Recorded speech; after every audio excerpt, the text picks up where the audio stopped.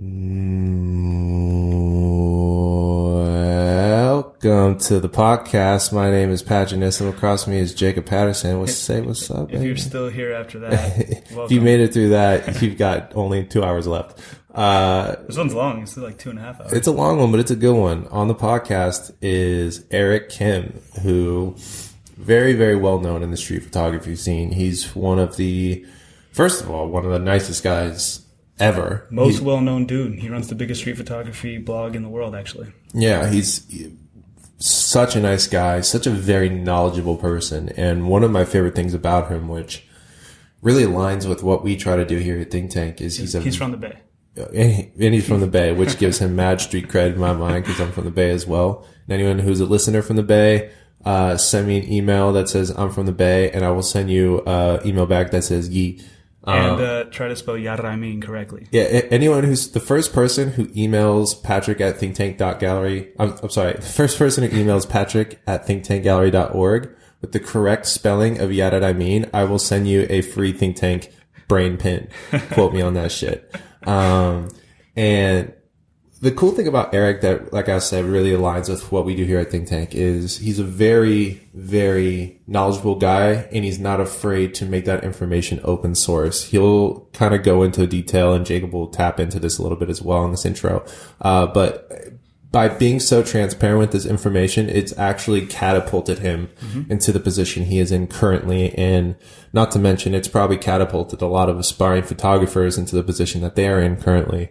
Because, you know, with every photographer who's made it, there are, you know, stems of research that have come from different places. So, yeah. And he has like this phrase basically that he uses called books, not gear. And he strongly suggests that people get obsessed with gear in the photography world. And he's like, buy books, spend all that money on books. You can shoot with almost anything. A phone even works nowadays. So there's a few different parts of this podcast with Eric that Eric's been my friend for a long time, but places in particular that we wanted to pick his brain. I wish we could have talked for 5 hours, but it got too hot in this room with the air conditioner off. There's a few fun storytelling moments. He tells a story about getting attacked in Skid Row and having a like beta model camera of Samsung's that he was testing out get broken, which is pretty fun. Crazy person in Australia that he ran into during his street photography days.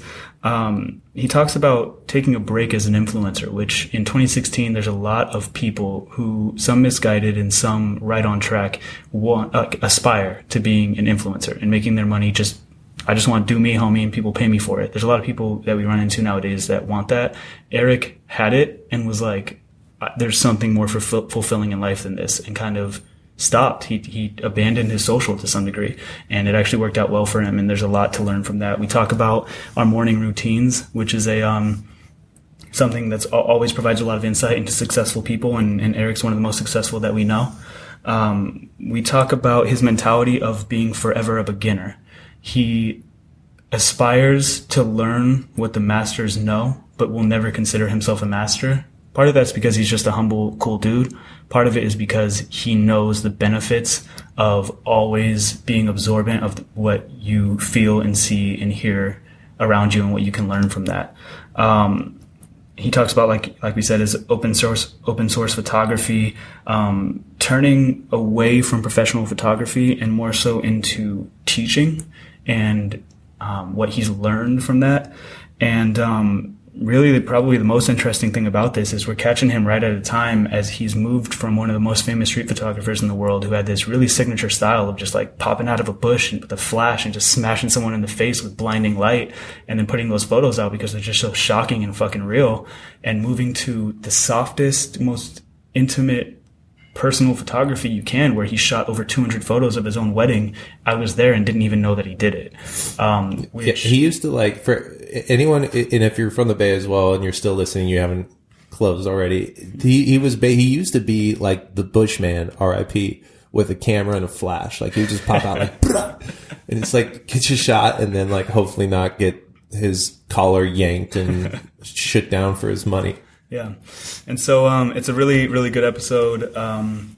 out of the 8 or so that we've recorded, it might be the best. There's a couple that could get right up close to it, but I don't think you can learn more from anybody than you can learn from Eric in just how good he is at putting knowledge into an accessible form, which is what we're all about here at the Think Tank.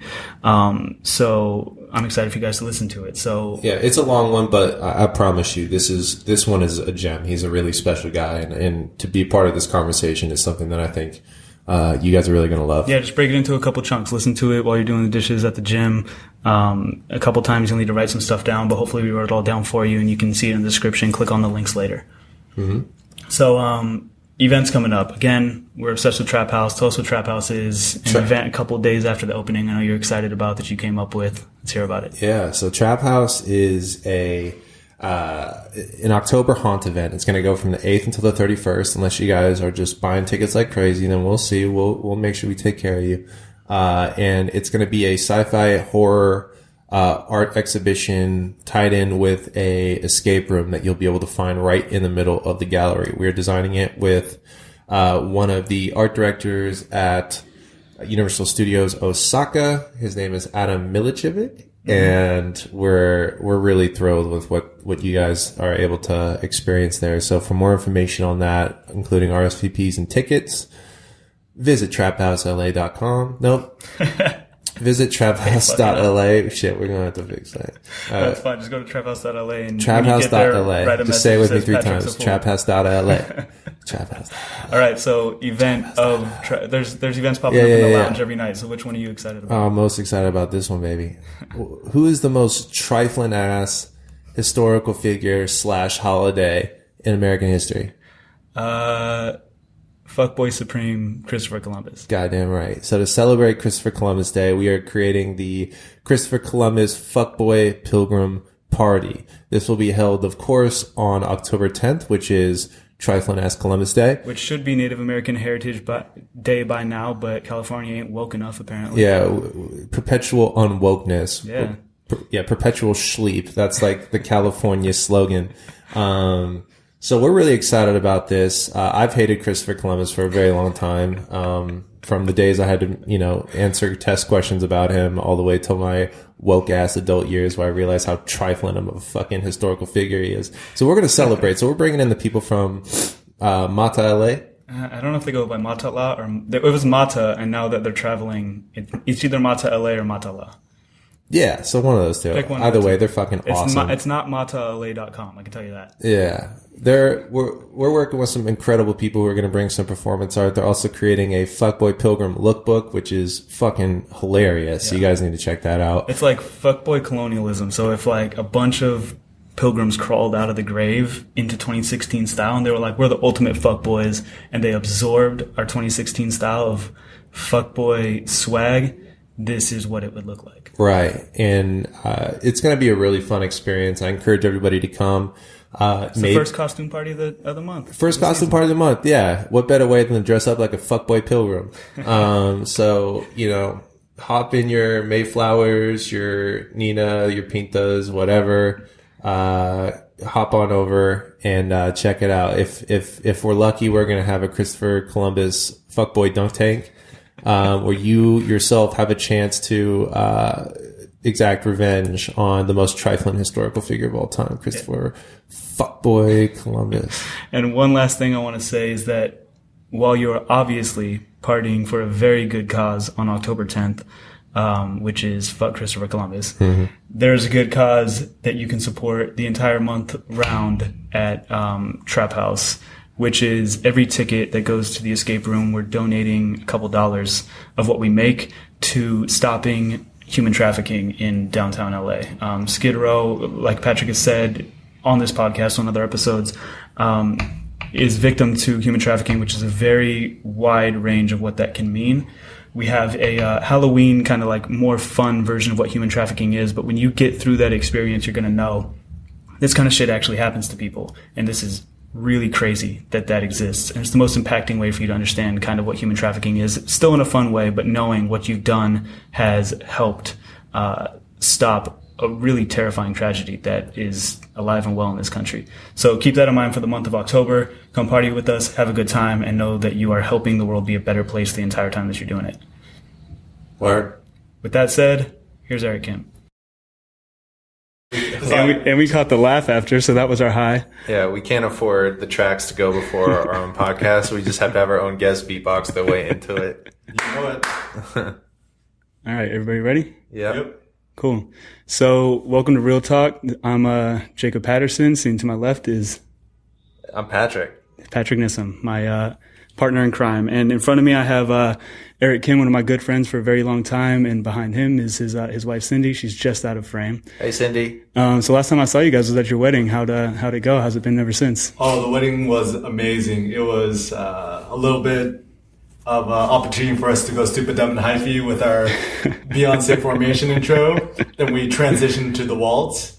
And yeah, it was just a beautiful opportunity for everyone to get together, all of our loved ones, family, friends. It was really awesome having you two there, Jacob. Mm-hmm. And I would have to say it was a huge thanks to Think Tank, you, for helping me get started in my photography. Also to Cindy for also giving me a lot of inspiration and pushing me to become the best photographer I could. Constantly. Yeah. And a lifetime of pushing from her is something you can look forward to. Oh, definitely. And one thing you mentioned to me before this was the fact that I actually photographed my own wedding behind the scenes, mm-hmm. and you didn't even realize that. I didn't know what happened until afterward when I saw the project on your website, which is awesome. Oh, thanks, man. And how many photos did you take for that? On the day of the wedding, I photographed about 600-700 photos. Jesus Christ. And it was all behind the scenes. And I shot it on my digital Ricoh GR. It's a small point and shoot camera. Put it in my front pocket.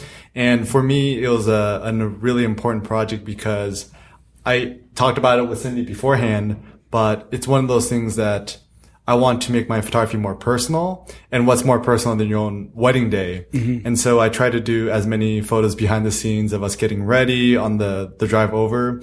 And I think the most valuable thing was giving the opportunity for my viewers or audience to kind of see a different perspective from wedding, because our wedding photographer, my buddy Neil, was amazing, and also my second shooter, Brandon. But at the same time, I think having the perspective from the groom side and also the couple side was a really unique perspective. And I also feel that photographing my own wedding helped me be a lot more present and to appreciate it more. Sometimes I think when people make photographs, they kind of zone out. But I think for me, photographing is a way for me to slow down time and to say, wow, this is a beautiful moment. This is a beautiful moment. This is a beautiful moment. And after the wedding, sitting down with Cindy and looking at all the photos, it's almost like giving you the chance to relive your wedding a second time. Yeah, like instant gratification. Yeah, because I was going to ask you if and I'll be like looking at Cindy for this as well. Yeah. Like, did you at any point during your wedding, did it feel like it was kind of getting in the way of the moment? I feel like you being a photographer by trade, I feel like you get a little bit of a free pass, because I know, like, if I had my phone out, like, snapping all the time, like, even if I'm on a date, like, doing that type of shit, like, I feel like there's like a certain threshold before I start getting in trouble. Yeah, that's a great question, Patrick. So about 2 to 3 years ago, I actually worked on a project called Grandfather. It's 할아버지 in Korean, which means grandfather. And I actually photographed my grandfather's own funeral. And that was actually something I was really concerned about, was how is my family going to feel with me photographing his funeral? And I was really lucky that the family was super supportive and everyone knew me as a photographer. And I think it's also because I'm part of the family. And so surprisingly, everyone was super chill with it. The idea of photographing my own wedding, actually, it was really important that I talked over it with Cindy, because beforehand it was kind of an idea. And in the beginning, we both thought it would actually kind of be a bad idea because it would take you away from the moment. And I think one of the biggest changes was up until the point before the wedding, when we're doing all the wedding prep stuff, Cindy's buying her dresses and stuff like that. I documented, the whole process. And Cindy looked at a lot of the photos. She's like, wow, these are actually really good. She said, you could even be a wedding photographer yourself. And that was actually a huge... quit playing. Yeah. And I was like, that's a huge compliment to me. And I guess, so for the documenting the day of my wedding, I also try to do it where it's, of course, more the behind the scenes action. So, for example, us in the changing room. So when I'm actually in the aisle, I'm not snapping photos as I go. Yeah. And also the thing with documenting my wedding was not only just the wedding day, but before the wedding, going up to the day of the wedding, and also a little bit behind the scenes and photographing afterwards in our honeymoon. And I'm still kind of looking through the photos and editing it down to what I like. But hopefully I'll publish a final version in the next few months or a year or so. So it was purposefully the intimate moments that were like the B-roll stuff. Yeah. And, I think it's one of those things that a lot of photographers try to always capture moments which are super fake and artificial. And I think that's what draws me to street photography. That's kind of raw, candid, unrehearsed, and it's much more visceral. Yeah. So let's back up because I want to talk about the Cindy project that you're working on, the wedding. We'll get more into it. I personally had a similar experience where one of my best friends got married, and he asked me like, yo, I have a wedding photographer, but can you just bring your 7D and just like snap a bunch of stuff when no one's looking? And those photos actually ended up coming out better because they're same as your project. But for people who don't know who you are, which I feel like at this point is very few people, if someone has picked up a camera, everyone, and especially if they brought it out to the street, almost everyone must know who you are by now. But give a little backstory on who you are, what you do, why you're here, how we know each other. Yeah. So backstory, we both actually went to UCLA together. And also my wife, Cindy, she also went to UCLA. And I guess, if I could just start from the beginning, I was 18 years old, about to graduate college. I was one of those kids who always wanted to be artistic, but couldn't draw. Mm-hmm. And so I thought that photography might be a good way for me to get into it. And my mom just bought me a little Canon point and shoot digital camera. I took it with me everywhere I go. And these are pre-Instagram days. And I would take a photo of everything, like 1,000 photos a day. I would take photos of fire hydrants, my food. And that was before taking photos of your food was the thing. And people were like, what the hell are you doing? It was like, why are you photographing your food? This will never catch on. Yeah, they didn't know you were ahead of your time. I was just, innovative, Always been ahead of his time. Do you still have that camera? Actually, I donated to kind of this at-risk youth photography program. Cool. So there's probably some kid on the streets using my first camera. And after that, went to UCLA when I met Cindy. Believe it or not, for a school that's like 80% Asian, we didn't actually have a photography school, photography club. And I thought to myself, someone needs to do something about this. I talked to Cindy about it, and she says, why don't you start one? I was like, oh, okay. And two of my buddies from UCLA, we just kind of started the photo club. Started up the photo club. My passion for photography really started. I also studied sociology as an undergrad, and photography plus sociology was kind of street photography. And so even sociology was my major. What was the photography club? Like, what was it? What'd you do? What were your tasks? What was your role in it? Yeah, so the photography club was pretty much open to anybody who's interested in photography. And from the get-go, we kind of made a manifesto where it's like, it's not about the camera gear. It's not about whether you want to go pro or make a lot of money. It's for the passion, for the love. And we try to make it very community-oriented. So we'd meet up once a week. We'd have outings to, let's say, downtown LA or to the pier. And every single week we'd have critiques and feedback sessions like that. And so I served as the president for maybe 2 or 3 years. And I actually went back to UCLA recently, and now the club is rolling several hundred deep. So I'm awesome. Damn. It's pretty cool. And even going to their website, they still put up the old manifesto, which is pretty dope. Damn, man, that's dope. We met through my friend Rosie, who lived at Think Tank for a little while. She lives up in Seattle now, and she was the president of the Art History Club. That's how I met her. And then we were in a show together at UCLA.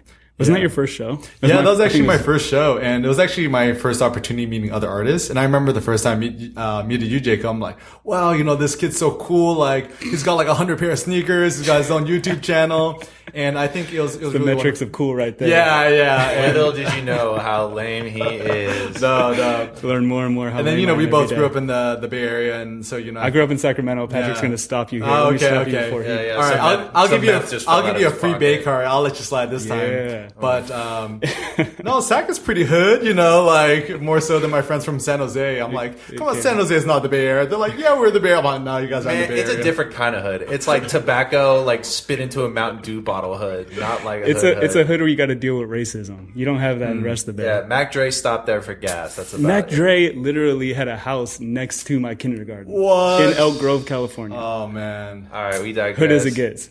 As kindergarten, I was rolling with Mac Dre. Anyway, continue. RP to the Mac DRE.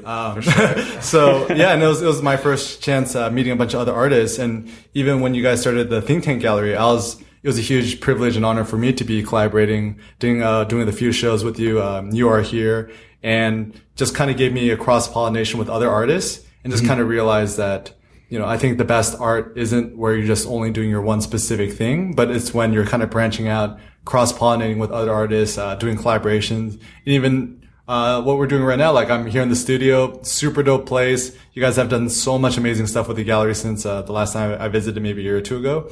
And I just feel inspired just sitting here chatting with you guys. And I'm like ready to go out and just kind of do it, you know? Awesome, man. Thank you. So keep going. So like, you know, the photography club, I mean, that's a tremendous feat. You graduated UCLA, and then, you know, where did you take yourself from there? Yeah. And, so I studied sociology at UCLA, and my dream was probably to become a sociology professor. And I was like pretty liberal in school. I'm like, I'm not selling out to the man. I don't care about money. I just want to be happy, man. Right. And I'm gonna name drop Cindy a lot during this conversation, but, almost all my wonderful, my greatest accomplishments, I think, is one way or another attributed to Cindy. For example, when I was in school, she forwarded me this, opportunity where I could even teach my own class at UCLA. And that ended up being I taught a course, a 1-unit seminar titled The Sociology of Facebook and Online Social Networks. And that led me to Cindy also forwarded me another email saying, hey, do you want to make Facebook and social media your career? There's these internships in Santa Monica. Apply now. So because I taught that class, I got the internship. And after I graduated, I got a full-time job there. And when I started working there, you know, I was really interested in social media, the internet, blogging, all that jazz. And, you know, just looking back, now I do workshops full-time as a living. All my workshop teaching skills were from that seminar that I taught. And just to jump around a bit, I started the blog just purely for fun. Once again, I was like, this kind of sucks, because I was really into street photography, did a lot of Googling around, couldn't find any information on the interwebs about it. And I said to Cindy, this sucks that there's no information on the internet. Someone should start a blog on this. And then Cindy looks at me and says, why don't you start a blog? And I was like, I don't know anything. And she's like, no, maybe you could just share your experiences along the way. And, you know, obviously you're not an expert, but, you know, share your experiences. I'm sure there's other people on the interwebs out there looking for similar information. I'm like, all right, cool. It's funny how you're still, to this day, you're still like, oh, I'm not an expert. Everything you post is still, oh, I'm not an expert. Let me tell you what the masters taught me. Just over and over, you just keep pushing that home, which is kind of awesome. That's good. What do you like about that? I just like that it's a constant source of learning for you. I mean, the same thing happened for me. I was like, I'm going to customize some sneakers. The first pair I tried, I fucked up. The second pair I tried, I was like, I'm not going to make someone go through everything I just went through again. I looked up all of these far and wide on the internet. There's all these different forums. I had to search for information all over the place by Angelus paint, which was this leather bonding paint that people used for like World War II bomber jackets. Like the pilots would use them to paint their jackets, and so that it would bond to the leather and stretch instead of crack. And I was like, this is stupid that I have to search so far to find this information just to paint a damn pair of sneakers. And so I made a video of it. And then that was the first thing that took off. That video went viral, and then it took off from there. And I realized what ended up happening. We'll talk about your open source mentality, but what ended up happening is the more tips I would share, the more people would pick those things up and turn it into something bigger. And then I would learn from them what they gathered instead of having to do it all myself. Well, not only that, but making those videos, you helped empower other artists. And exactly, I'm sure it just kind of goes back to you too. That then they're like, well, you know, some kid watching your tutorial on YouTube makes a dope pair of sneakers. Like, oh, how'd you make this? Like, oh, you know, this guy named Jacob Patterson taught me everything. So it just kind of it's like the whole philosophy. The more you give, the more you receive in return. A rising tide lifts all boats. We say it all the time. Say that again? A rising tide lifts all boats. Ah, I like that. I think it's lifts all ships. I don't know the exact. I'll find out who said it. I think you're right. I think you're right. Yeah? Yeah. Ship sounds cooler than boats. I don't know. Subjective. Yachts. Yachts. Yeah. Yachts. Fuck yeah. Lifting Hell yachts. Yeah. Out here lifting yachts with Eric Cam. Anyway, so continue. You started a blog. Let's get to the workshops. I remember you were just starting workshops when we did You Are Here, which we should definitely talk about, because that was our first show at Think Tank, and we should talk about that before you leave. But And so my dream was actually to be a full-time photographer, or somehow find a way to make photography my living.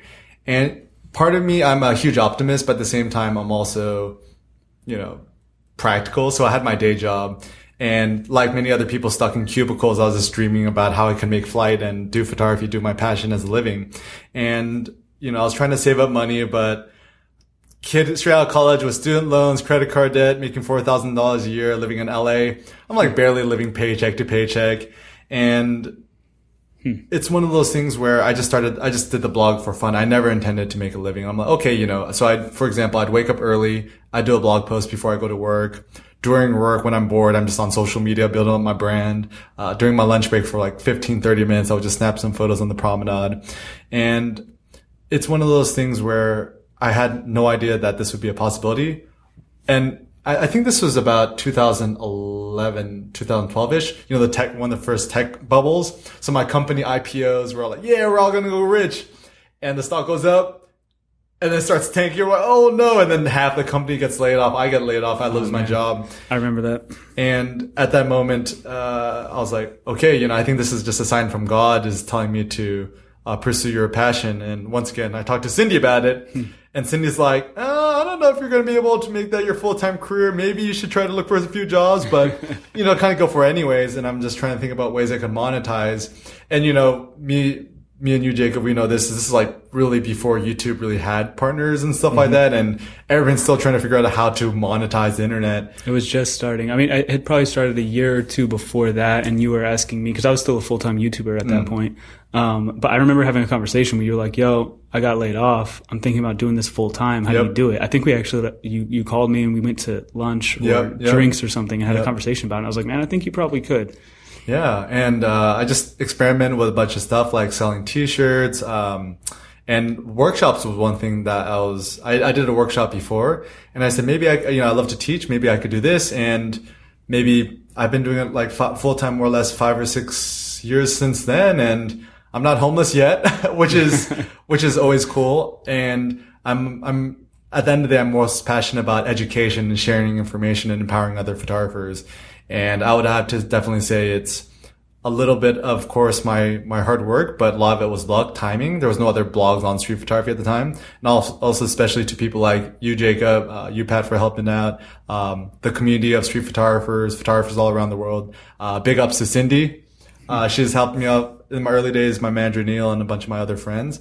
And I'm still just trying to chug along. And of course, there's a lot of times where I'm like, man, is street photography just a fad? Am I just going to go under and become like Britney Spears, performing in Las Vegas now? we just went to Vegas the other day and she's like performing full time at Planet Hollywood. I'm like, man, Britney, ever since I got your hair, man. But Sinatra performed full time in Vegas. Did he? Yeah, that was his city. He like ran the city. They named whole sections of Nevada after him because so it could be something to aspire to instead of something to be afraid of. I just felt kind of bad. I'm like, man, like Brittany, what happened to you? You used to be like on top girl, now you're in Vegas. I mean, no hate on Vegas, but you know what I mean. Yeah, it's okay. Yeah. Vegas understands. They have a certain amount of constant hate that's always underlying every time someone talks about them. They got a specific brand. Same as LA. We have a specific brand here that there's always a constant layer of hate beneath what anyone, even people from here. They're like the Ed Hardy of the United States. Oh God.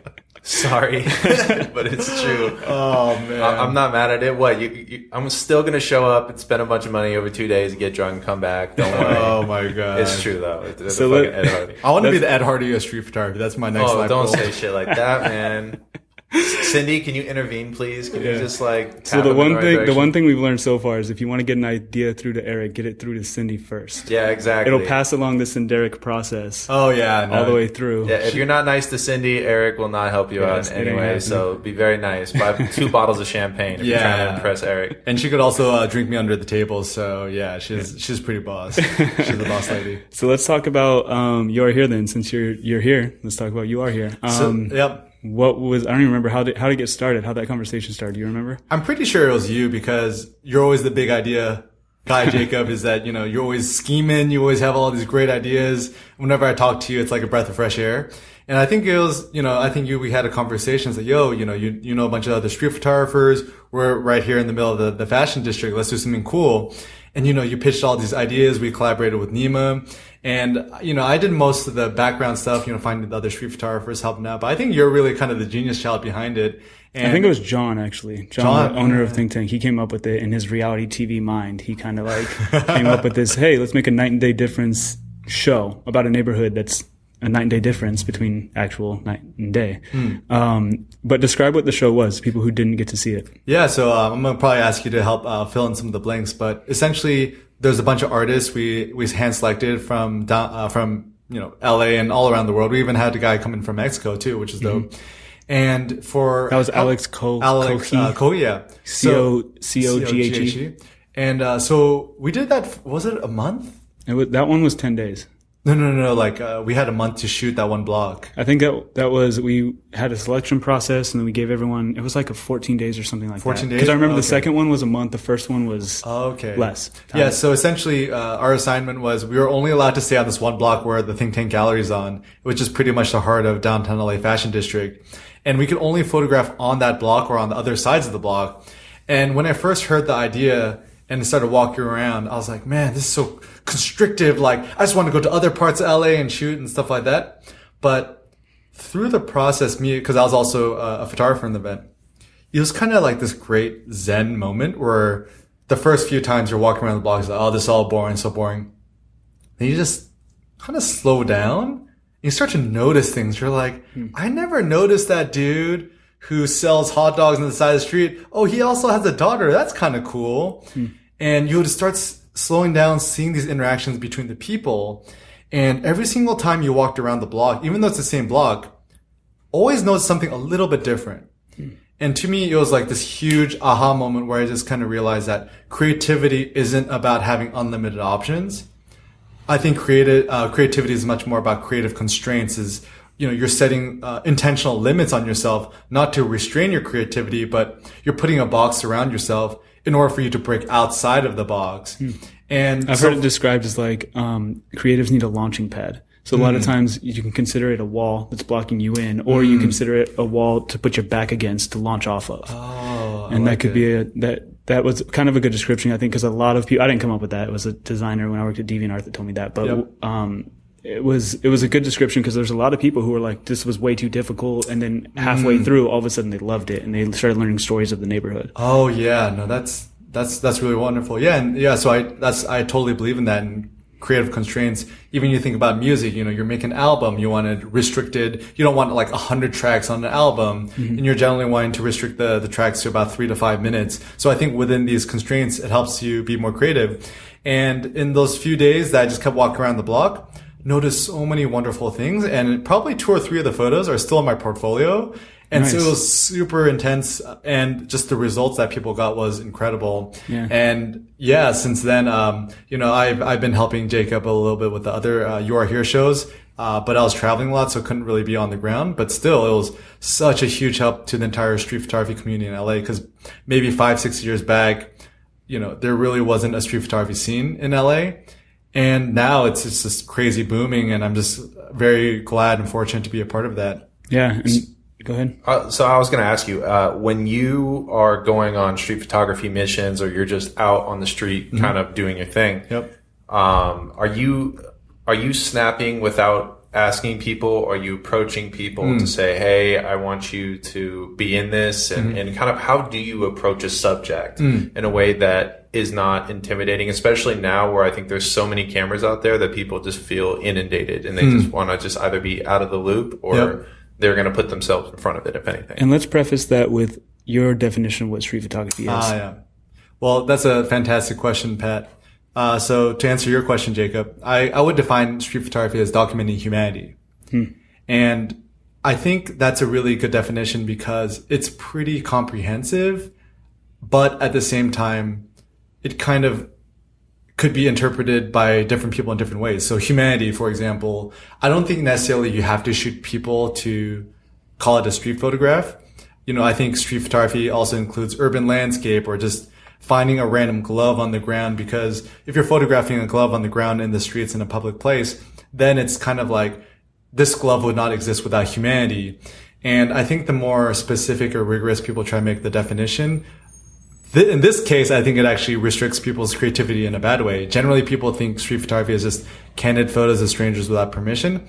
I think street photography, it's kind of like rock music. It's whatever you make it, and there's so many different subgenres. So to answer your question, Pat, the way I do it nowadays mostly is what I like to call street portraiture, which is essentially you're approaching somebody who's got a great face or a great look, looks like a character, and I'm asking mostly for permission, and I'm directing them a little bit on the streets. I'm like, this is a good background. You mind standing here? Pretend you're looking away. Look at me. Look up. Look down. And sometimes I'll ask people, where'd you get that watch? Where'd you get those shades? Where'd you get that face tat? And I'm taking photos while I'm chatting them up. And one thing I realized about what makes a great street photograph, it's not necessarily whether it's posed or unposed. It's whether it looks posy or not. So for example, I could ask a dude on the streets and say, hey, do you mind if I made a portrait of you? He said, yeah, sure. If he just looked at me in the camera and just did a peace sign and took a photograph, that'd be boring. But if I asked to take a portrait of him, I said, hey, yo, what's your life story? Or what you do today? What's the story behind your face tattoo? And they kind of go into storytelling mode. They totally forget that I'm there. And so I capture photographs of them when they're not noticing me as a photographer. Right. So it's almost a candid moment with permission. And nowadays, I think I do about 80% of my street photography with permission, probably 20% without permission. And back in the day, you were just kind of like flashing people with a flash up in the air. Oh, like yeah, this, just bam, just nailing them. Yep. And that was part of you have a lot of lessons on your website teaching people, like, this is how you deal with your fear of snapping someone in the street. So why the shit? Like, why'd you even do that in the first place? Why were you drawn to that if it's So when I first started street photography, it was very much the old school Henri Cartier-Bresson black and white candid photos. So essentially, you see somebody from a distance, you see like a billboard with a finger, and you just wait for somebody to walk into the scene. It looks like the finger's touching their face or something like that. And that was like a type of photography that was really popular back in the day. And I just kind of did that type of photography for 2 or 3 years. Look for a nice background and composition, wait for somebody to enter and just snap a photo at the right moment. But after a while, it just kind of got boring. It was just like, and not only that, but it's a much more introverted way to shoot. And you know me, I'm a huge extrovert. I love people. And I just thought to myself, there must be another way to shoot street photography. Wait, you say that's introverted? You're like nailing people in the face with a blinding light. No. So I'm just, sorry, to preface. So that's before I started using flash. So shooting at a distance, just candid photos with a flash.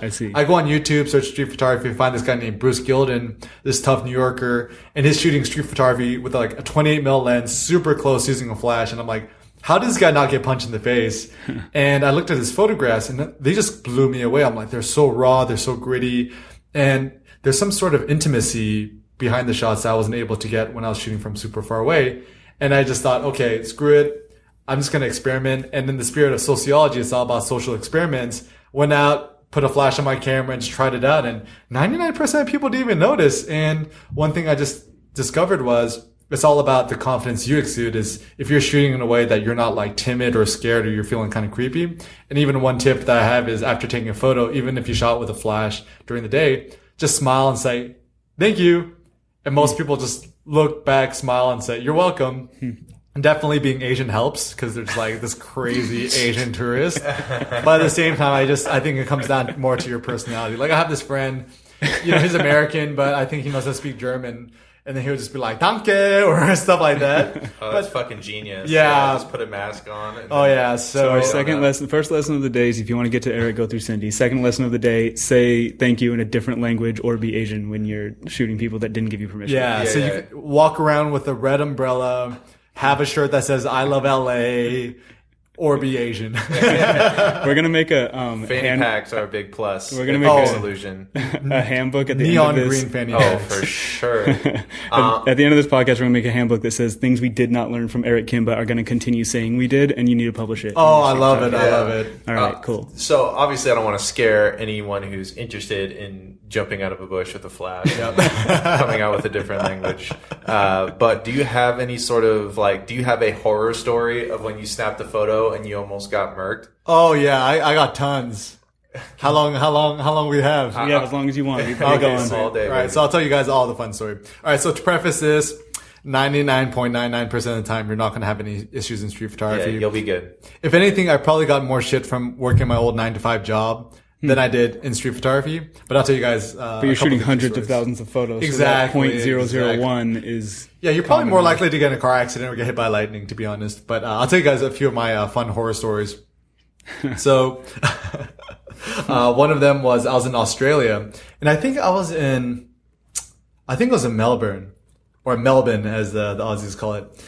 And actually, if you guys are interested, just go on YouTube, search like Eric Kim, Cops, Melbourne, or something like that. Yes. And you also got an interview with Vice during your trip there. Yep. That's so funny because Vice is all about screwing over the cops and stuff, and fuck the police. They post a lot of shit like that. I'm surprised they didn't just post this video or ask you only, hey, so you had to run in with the police. Well, let's hear the story first and see if it's Vice worthy. Yeah, my buddy Ben, who works at Vice, is super dope about it. He's also into street photography, but the story is. So to preface, everyone in Australia is awesome. Super friendly and stuff like that. And it was literally my last day there. I'm walking down the street, just taking photos, and there's this one lady. She had a good look. I photographed her, and I used the flash. And this is also during the middle of the day. Then she looks at me and just starts yelling at me. She's like, "What are you doing? What gives you right to photograph in public?" And a lot of photographers, what they do is when they get caught, they'll say, "Oh, I'm a photographer, I have my rights, blah, blah, blah."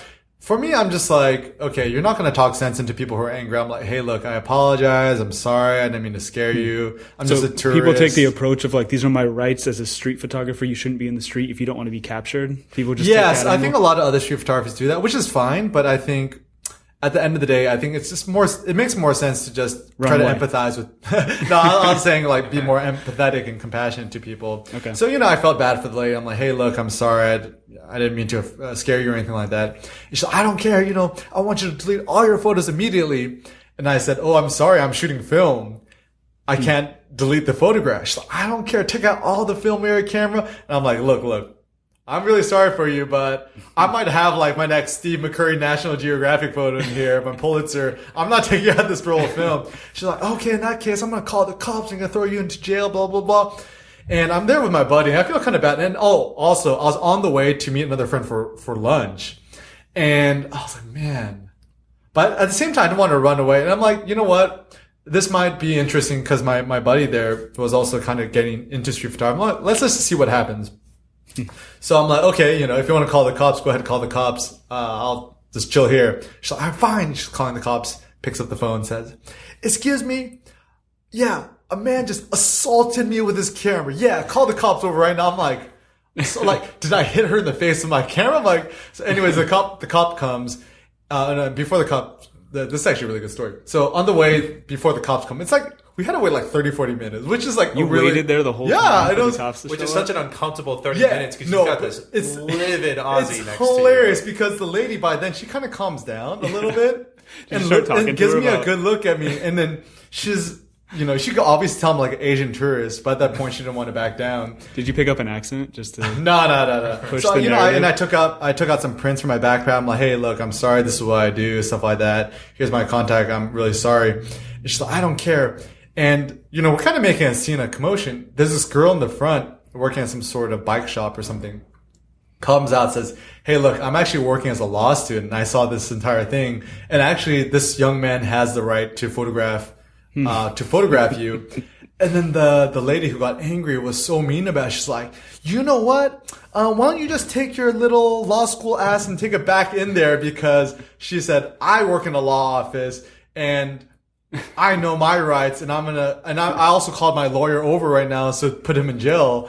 And so the lady actually, the student who was a law school student printed out this thing to me, and then she was talking to me, say, hey, if the cops come, I'll be your witness and stuff like that. And I'm like, man. Were you aware of street photography laws in Australia? Yeah. So I talked to my buddies there, and this is almost everywhere in the world is if you're in a public place photographing somebody without their permission, as long as you're not kicking down their bathroom door, photographing them like that, if they're in public, it's all pretty much free. What about Soviet Russia? In Soviet Russia, public photograph you. Yeah. Vodka photograph you. No, but yeah. So I think I'm pretty sure in Russia it's fine. Most countries is okay, and a lot of countries it's gray laws. Like in Germany and France, there's kind of these gray laws, but generally, even those countries, it's really not a big deal based on the photographers I've spoken to. So the cops end up rolling up on you at all? Yeah. So finally, the cops come. And I'm like standing next to her. I'm like, this is awkward. Cops finally comes like, oh, what's the deal? And she's like, this asshole, assaulted me with his camera, just shoved his face in my camera, used a flash. And then the cops obviously look very bored and they look at me like, is this true? I'm like, yeah, I'm sorry about that. I didn't mean to upset her. And then the cop said, look, this guy has all the right to photograph in public, but maybe he shouldn't have scared you. So, young man, can you apologize to this nice lady? And I've already apologized like 100 times at this point. And I said, yeah, I'm sorry. I didn't mean to do that. And the cop's like, all right, our jobs are done. Have a nice day.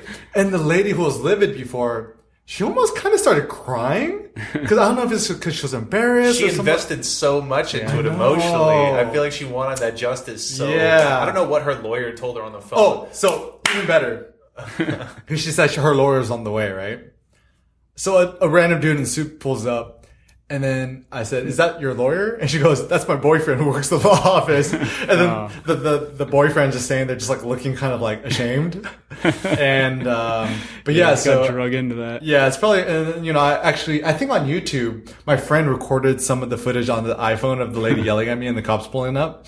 And I think it's probably one of my most popular YouTube videos. Of course. But yeah, besides that, you know, well, what would have been more of a popular YouTube video is if the time, remember when we had the Samsung gig? That was worse. I thought about you. Tell a story, Jacob. So I was a YouTuber back in the day, like Eric said, and Samsung hit me up and they were like, yo, we have this new thing we're seeding to YouTubers, this new camera it was basically they were trying to be the middleman between a smartphone and like a nice point and shoot camera. And you could upload, if you can get a Wi-Fi connection, you could upload your photos straight from there. It was never going to work, but they were trying it. So I was like, oh yeah, I know this guy. Runs the biggest street photography blog in the world, and let's go out and we'll shoot with it. And they were like, okay, cool. We'll bring a camera. And so these two guys from Samsung, they were doing this thing where they toured all around the world, and then everyone took photos, and then they did a show in New York at the end of their road trip. And they had an influencer basically in each city. And, I was like, yeah, Eric and I we'll walk around and then we'll talk about that'll be my YouTube video. We'll just like talk about our photo walk. And so we step out the front door at Think Tank, and they're like, okay, where should we go? And I said, well, if you turn left, it's hipster. If you turn right, it's homeless, because we're right on the border of Skid Row. And they were like, well, what do you want to do? And Eric's like, I want to go to Skid Row. And they're like, well, do you think, I'm like, I mean, yeah, I'm down. Let's go there. And so we turn right. We get like a block down. And we're shooting photos. And Eric, one of the things I respect about him a lot is he's like, a lot of times he'll have a rule for his workshops where it's like, don't shoot anyone that's homeless. Don't shoot anyone that looks like they're in pain, laying on the street, no one laying down, no one's like homemade out of cardboard, none of that. Don't do that. You're better than that, basically.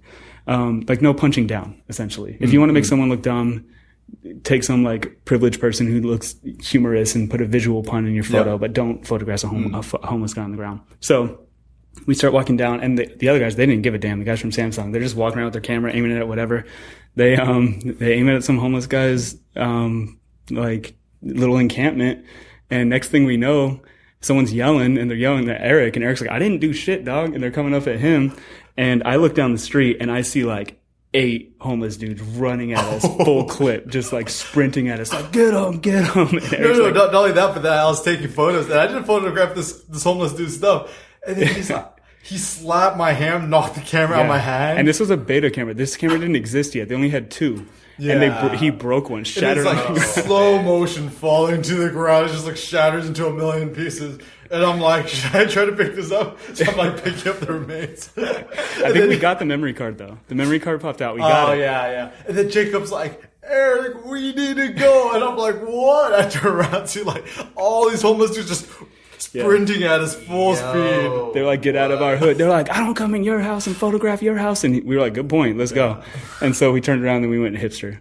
Oh, yeah. And we shot Broadway. Oh, wait, so do you guys want to hear some other good stories? Yeah. Let's hear another one. So hopefully people aren't getting bored, but these are actually pretty juicy. This was a good one. Another good one. I was in Tokyo and I was working on a project called Suits. So long story short, I used to work as a suit and this corporate environment. Job made me miserable. And now whenever I photograph other guys in suits, I could feel their misery. And so I'm in Tokyo. I see 2 guys in suits walking down the street, take a photograph, then move. And then they come back at me, start yelling at me in Japanese, and they grab my wrist and then just yelling at me. And I'm there with my homeboy and we're about to get lunch. And you're Korean, right? Yeah, and I'm Korean. Do they know that? Because there's a lot of that's underlying the racism in that This country. is the funny thing. I travel anywhere in the world. I don't get shit from anybody because I'm Asian. Except when I go to Japan and Korea. Because Japan, they assume I'm Japanese. They yell at me in Japanese. And also in Korea, it's like, I'm Korean American, I know how to speak Korean, so I just feel awkward shooting in Korea. But anyways, they start yelling at me Japanese and think I'm just playing dumb or something. And I'm like, man, these chumps have nothing on us. Cause also in Japan, you're technically allowed to photograph in public areas. I'm like, let's just go. And there are also guys in suits, so I'm like, they're not gonna punch me in the face or anything. So I just kind of just walk away. And then one of the guys grabs me in the shoulder forcefully, turns me around, and pulls out a badge. Whoa. And they're actually undercover Japanese cops. Oh my God. And I'm like, oh shit, I am so sorry. And I'm just like, and then they're just like yelling at me and stuff like that. And I'm just sitting there. I'm like, American. They're like, America? They're like, they couldn't understand a guy who looks Asian being an American. So I show the guys my passport and stuff like that, and they're writing down all my infos. And I'm just like shitting my pants because I'm like, am I not going to be able to leave the country? Am I going to get deported? Stuff like that. And I have my film camera. No. Take that back. No. Actually, I had my film camera, and I thought they were going to make me pull out my film and stuff like that. And, you know, they're all yelling at me and stuff like that. And then they point to my camera, and I show it's a film camera. And then they're like, delete photo. And I said, film. And they said, okay, you don't have to delete it. I was like, what? That's awesome. That easy. And they just kind of let us go. But the rest of my trip, I'm just sweating bullets because I'm like, I don't know what's going to happen. I thought you were going to say it was Yakuza. And I was like, I don't think you'd be sitting across from me, fam. Real talk, though, another Asian American artist that people respect and watch a lot of his videos and listen to a lot of his podcasts, David Cho. Yeah. He has the exact same story, except he swung on the dude and then beat his ass. And then the cop ended up seeing him in court with like a broken leg and like a neck brace or something. He was playing it up. And David Cho ended up in prison in Japan for like 2 or 3 months or something. And made a art show, the first show when he came back to America, out of all urine and blood, because he would punch himself in the nose and bleed onto the papers, and then he would make his pieces from that, and he would sell them in prison, sell these paintings in prison. Shit. He would actually make porn images and sell them in prison, but he made a show about it when he came back. So moral of the story, if you photograph a cop on accident, he pulls his badge out, swing on him. Oh, and then I could smash my face with the camera and have blood and, you know, make some sort of art project out of it. A bunch of So do self-portraits. we like? That's a no-go, so you're not going to see this happen. All right, but still, that's tip number 3 in our podcast from Eric. If a undercover cop pulls out a badge, swing on him. Okay. Yeah, swing on him. That goes in any country. So next one. You mentioned Cartier-Bresson. Yep. For people who don't know who he is, can you describe kind of who he is and especially who he is to you? So the easiest way I could describe is is essentially the Michael Jordan of street photography. What about Eugene Auger? Eugene Auger, he was. He'd be like the Wilt Chamberlain. He was around a little bit. Yeah, no.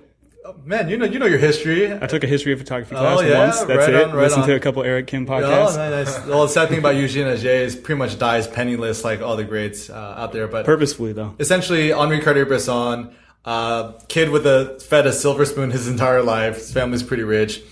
Discovers photography. The first 35mm camera was actually made by Leica. He gets it, and during the time where art photography was all about medium format, large format, it's kind of like modern art is the bigger the canvas, the more legit you are as an artist, kind of thing. And a lot of it is just kind of a dick measuring contest at the end of the day, right? And so he was one of the first people to shoot with a small 35mm camera. Traveled all around the world. It was all about capturing what he called the decisive moment. Is that the fraction of a second when something beautiful happens, and that moment's never going to happen again. Or like you could think about the Kodak moment or whatever. And they branded that well. Yeah, he branded it very well. And 35mm, for those who don't know, is like a prime, very up close kind of lens. Yeah. So the 35mm lens is the lens I prefer to use the most. Cartier-Bresson shot mostly with a 50mm lens. That's what I use a lot of time. And in terms of his film, he shot with like 35mm black and white film. And back in the day, they only had like ISO maybe 50 film, and now we have like ISO 100,000 and we still complain, right? Yeah, it's bananas. Well, quick question. I may have heard this incorrectly, but I swear, isn't 35 supposed to be the closest to the human eye? So to my understanding, my friend who's an optician, he says it's actually close to around a 40mm is what the human eye sees. I think a 35, it's kind of hard to find a 40mm lens. Right. So most people get 35s, but I like the 35 because it gives you a little bit more room. Whereas a lot of people who use the 50mm, because Henri Cartier-Bresson used the 50mm, everyone who starts off in street photography uses it. But generally, that's why I wear Nikes because of Michael Jordan. So, you know, I just watched the Creed movie. You know Creed? Yeah. The new boxing Rocky music. And all the scenes is wearing all this dope Nike gear. And man, I'm telling you, after watching that movie, I went to the Nike store. I'm like, I want to be like Creed, you know. But yeah, to go back and so he's, you know, Henri Cartier-Bresson shot with a small Leica camera his entire life, and it was all about these candid, you know, beautiful moments. He was also a painter, and he combined his love of painting, art, surrealism with photography. So he was more of a painter than a photographer, and he called photography just a sketchbook for him. But he was famous as a photographer. Yeah, famous as a photographer. Was he a writer as well? No, not a Surrealists writer. a lot of times got very heavily into writing. I know he actually did some writing, which is actually pretty good. But the sad thing is, after about 30 years of taking some of the most dope photos of history, he essentially retired, said photography has nothing for me anymore, and he just painted and drew for the rest of his life. Was not a very good painter or drawer. And a lot of people theorize that, you know, because he never evolved as a photographer, because his style was so consistent for 30 years, he just got bored and kind of gave up. And yeah, so I think that's slightly a bit tragic, is that, you know, he was such a great photographer at the top of his game and just kind of gave it all up. So how did he apply this surrealist mentality to photography? Like it can be, especially back then when everyone was being so experimental and trying to capture this, what do you call it? The moment, Decisive moment. Decisive moment. Well, one thing that's very interesting about him, he was classically trained as a painter. So he knew all about composition and all these different compositional rules. And one thing he did with his photographs is after he'd photograph them, he'd print them out and he would use like red markers and draw the compositions and the lines on his photographs after he was taking the photo. So essentially he's doing a post-mortem examination of his images, trying to think about what kind of compositions he intuitively created. And the more he would study his own photographs, next time he'd go out and shoot, he'd think about the lines, the shapes, the leading lines, the triangles, the diagonals, and stuff like that. But one thing that he really stressed in his composition was when you're out shooting, it has to be intuitive and from the gut. But when you go home, that's when you use your brain. You kind of sit down. So that's one way he used it. He also knew a lot of other So he was surrealists. trying to like load up his brain with as much knowledge so that hopefully it would kind of seep into his instincts. Definitely. And I think it's like all forms of art out there. Like you want to be a great rapper, you have to listen to all the great old school hip hops. You look through jazz albums, you just keep filling your mind full of inspiration. And then finally, when you come sit down, you have all these ideas boiling in your head.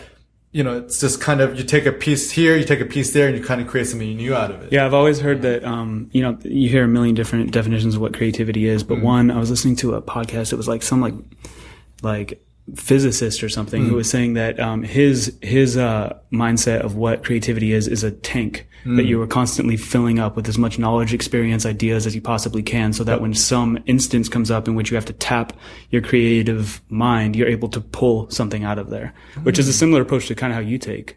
Yeah. No, because I think definitely, I think what makes me unique from other photographers is the fact that, you know, I did study sociology, and I said this recently, but I wouldn't really call myself a photographer or a street photographer.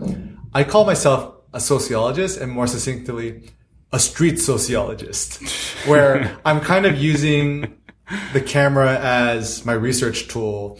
And for me, street photography is just applied sociology. And I think that with the camera, it helps me connect deeper with people in public. It helps me understand society. And I think most importantly, it helps me understand a little bit more about myself in terms of how I see the world and who I am as a human being. So I think the whole photography journey has been more about self-exploration through photographing other people, rather than making just tons of photos to get like thousands of likes on social media, which we could talk a little bit about later. Yeah. What I think is really interesting about your career is aside from you providing yourself a platform to share your own work and have done so successfully, what I really admire is your consistent admiration for the art of teaching and really communicating and distilling this information for people to absorb.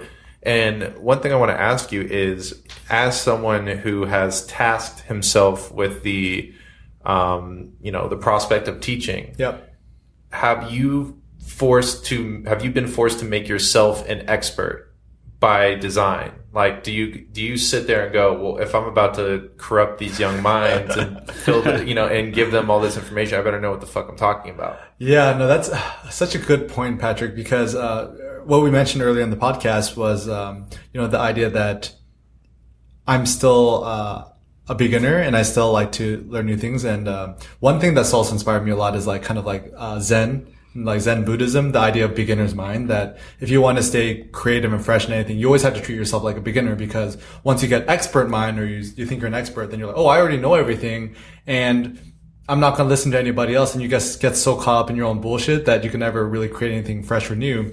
And it was really tough, because when I started off my blog, obviously I knew nothing. And I wanted to learn more about the masters of photography.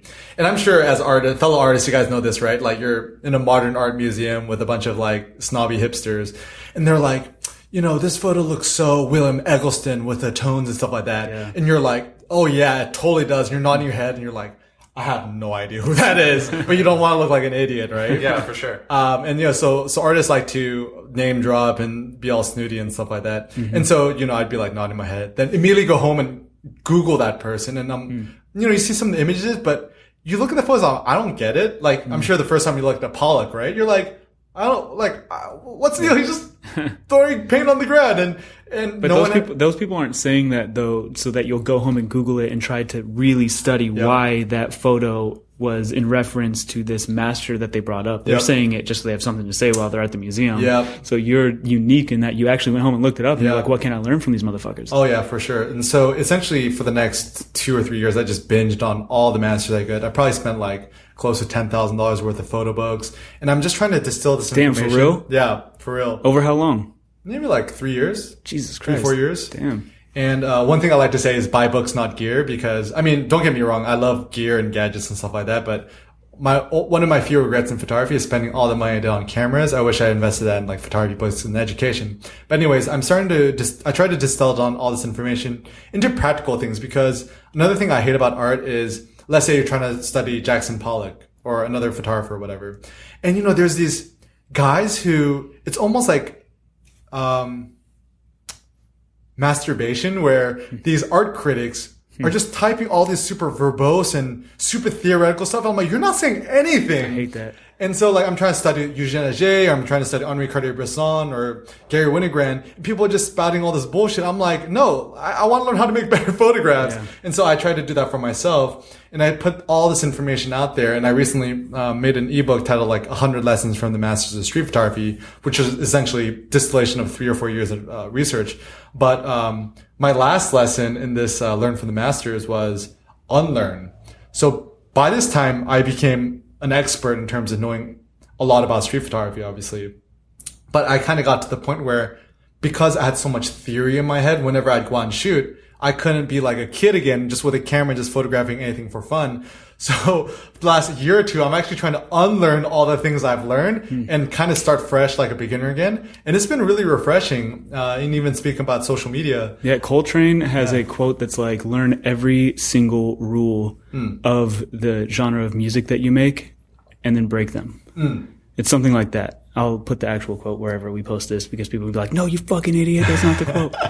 Yeah, people on the interwebs. And yeah, like one thing I was going to say was, even with social media, when I started photography, it was all about my only goal in life was to get like 100 faves on Flickr. And then it was like 200 faves, then 500, then 1,000.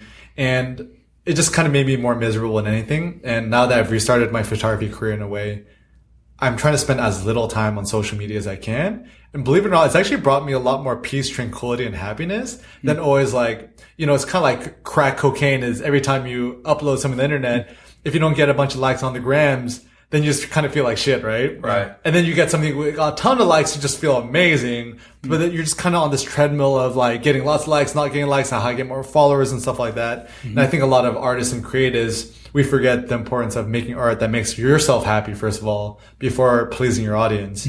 So, and I'm sure this is one thing we could transition to, I don't know, whenever you guys want to talk about it, but like more personal photography rather than street photography. Yeah. Kind of more of a personal journey. Yeah, let's talk about that. I mean, I had the same experience because I was making YouTube videos and then eventually I had to put out a YouTube video every week.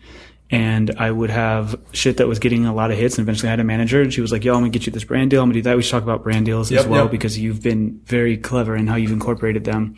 And she would say, like, let's do this thing, let's do this thing, let's do this thing. Eventually I kind of pigeonholed myself by the work that I was making and what my audience expected of me and the fact that I needed a certain amount of money, which meant a certain amount of hits. And I was only making money off of YouTube and the commissions I was taking. And eventually I was like, I got to drop this shit. Luckily I'd started Think Tank by then. But I had to stop. I had to stop making these videos because it wasn't what I wanted anymore. So when I do start it up again, this podcast is kind of like a baby step toward that. But when I do start up my YouTube channel again, if I ever do, knock on wood, I will hopefully be only creating stuff that I make. And I won't announce the fact that I'm publishing these videos. I'll just start publishing them. And if people start to pick them up again, then cool. That'd be nice. No, that's a really good point. And how's it like for you, Patrick, like in terms of your creative process and, you know, making art for the audience and like, quote, quote, selling out versus like just doing you, you know? That's a great, and it's something that I think, first of all, every artist deals with at some point, especially as they get older. In fact, I would say this. I sometimes think that I was a better writer when I was in high school or when I was really young before the stakes were high than I am now. And, you know, especially when I first moved out here and I was, you know, working up the ranks, like first AC, second AC, like that type of stuff. I was so afraid of making a mistake. I was so intimidated by the prospect of being chewed up and spit out that I was making more mistakes. And I was losing a grander scheme. There's a book that David Lynch wrote called Catching the Big Fish. And some people think it's like a little heady, a little bit, you know, nonsensical. But to me, it really resonated because basically the crux of it was those big ideas, those like life transformational, you know, fish that you catch are deep, deep, deep in the ocean. And the way that you get there is by allowing your mind to just constantly submerge itself to new depths. And like the deeper you go in the ocean, the weirder the fish look. Oh, that's a really good point. You know what I mean? Like the crazier the fish look. And so like for me, it's one of those things where I've actually started meditating a little more lately. I use an app called Headspace. Yep, I heard about that one. It's really awesome. It only takes 10 minutes out of your day. I swear we're not sponsored by them yet. But what I've noticed is that when it's completed, when I've finished my 10 minutes, I am able to like lie back and close my eyes and I'll see a character. And I'm kind of rambling, but I'll try to sum it up. No, keep going. This is interesting. So you're talking about writing, like actually writing, like pictures. Because I do cinematography, but I mean, like cinematography to me is a little more. It's one tool in the toolbox. It's a little more academic than let's say writing, because like when I it's certainly creative. Like I don't ever want to discredit that. Like if I get a script that I'm supposed to shoot, or if a director comes to me with a concept, then I envision it with them and, you know, devise a color scheme. I love symbology. I often use Vittorio Storaro's kind of... Who? Vittorio Storaro. He shot Apocalypse Now. Oh, cool. Is a good example. And he's just a master with color. And he wrote an entire like coffee table book about color. What was the book called? I forget. We'll put links of all this stuff. If you typed in like Vittorio Storaro color book on Google, you'd find it. And it basically goes through and like has his definitions of what all these different colors mean to him. And I kind of just like borrowed from his reference because I just admired his work. So for cinematography, it's a little more academic. With writing, I'm creating from scratch. I'm creating humanity from scratch. And so I can't, if I start coming in with a concept, like for example, a couple friends of mine throw a festival just kind of small with friends, a couple people outside of the friend group called Flam Fest. And it's basically 3 shots and one central topic. And so the topic is, I think on this one is like, you know, alternate universes. Once before have been like betrayal and like all different kinds of stuff. And I keep not submitting. And I keep not submitting because I have been out of the game from writing for so long. And it's like getting out of the pool. It's like if you're out of the pool for like a minute, you can hop back in. But if you're out of the pool and like your body dries up and you've got to jump in, it's a little more intimidating. And so this whole catching the big fish conversation and meditation is where I'm trying to regain my footing, because I keep trying, I go into like cliches when I'm thinking of alternate universes. I'm like, oh, okay, well, like I could do someone who's doing an acid trip, or like, oh, I could do someone who, you know, blah, blah, blah, like cliche A, B, and C. Yep. But when I go and dive into my imagination and in my head and I see a character and he's like a fat guy wearing like a wife beater and eating a corn dog, instead of flipping the channel, I need to see what the fuck is this guy doing here? Yep. And that's where I think my creative process is starting to realign itself with me. You just keep digging and digging. I'm allowing this fat corn dog eating, sweaty bald guy to take me where he's going. Yeah. And I may not realize that he's taking me somewhere incredibly original. And 100%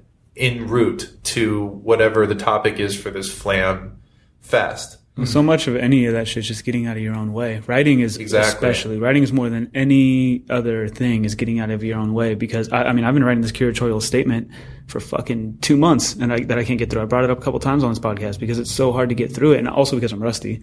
But it's just so much of it's getting out of your own way. You got to get yourself on a roll, get out of your way, and just go. And I'm curious about two things on that topic and how you feel about them, Eric. One, writing, which is a big part of your creative process because you write so goddamn much, and you do a pretty good job of making it accessible. Because I too, sometimes if I'm reading a curatorial statement that someone else wrote, or like a press release or whatever from some art gallery, I'll just read I'm like, Patrick, let me read a sentence out loud to you. You tell me what it thinks. And out of context, I'll just read a sentence with like 12 8-syllable words in it. And I'm like, this is not what we're here for. I can't, and this is to exclude certain audiences. Yeah. So one, creative process for writing, getting out of your own way. And then two, especially as a street photographer who's teaching beginners, how do you address cliches in photography? Because there's value in them. It's information chunking. It's how we categorize things in our minds.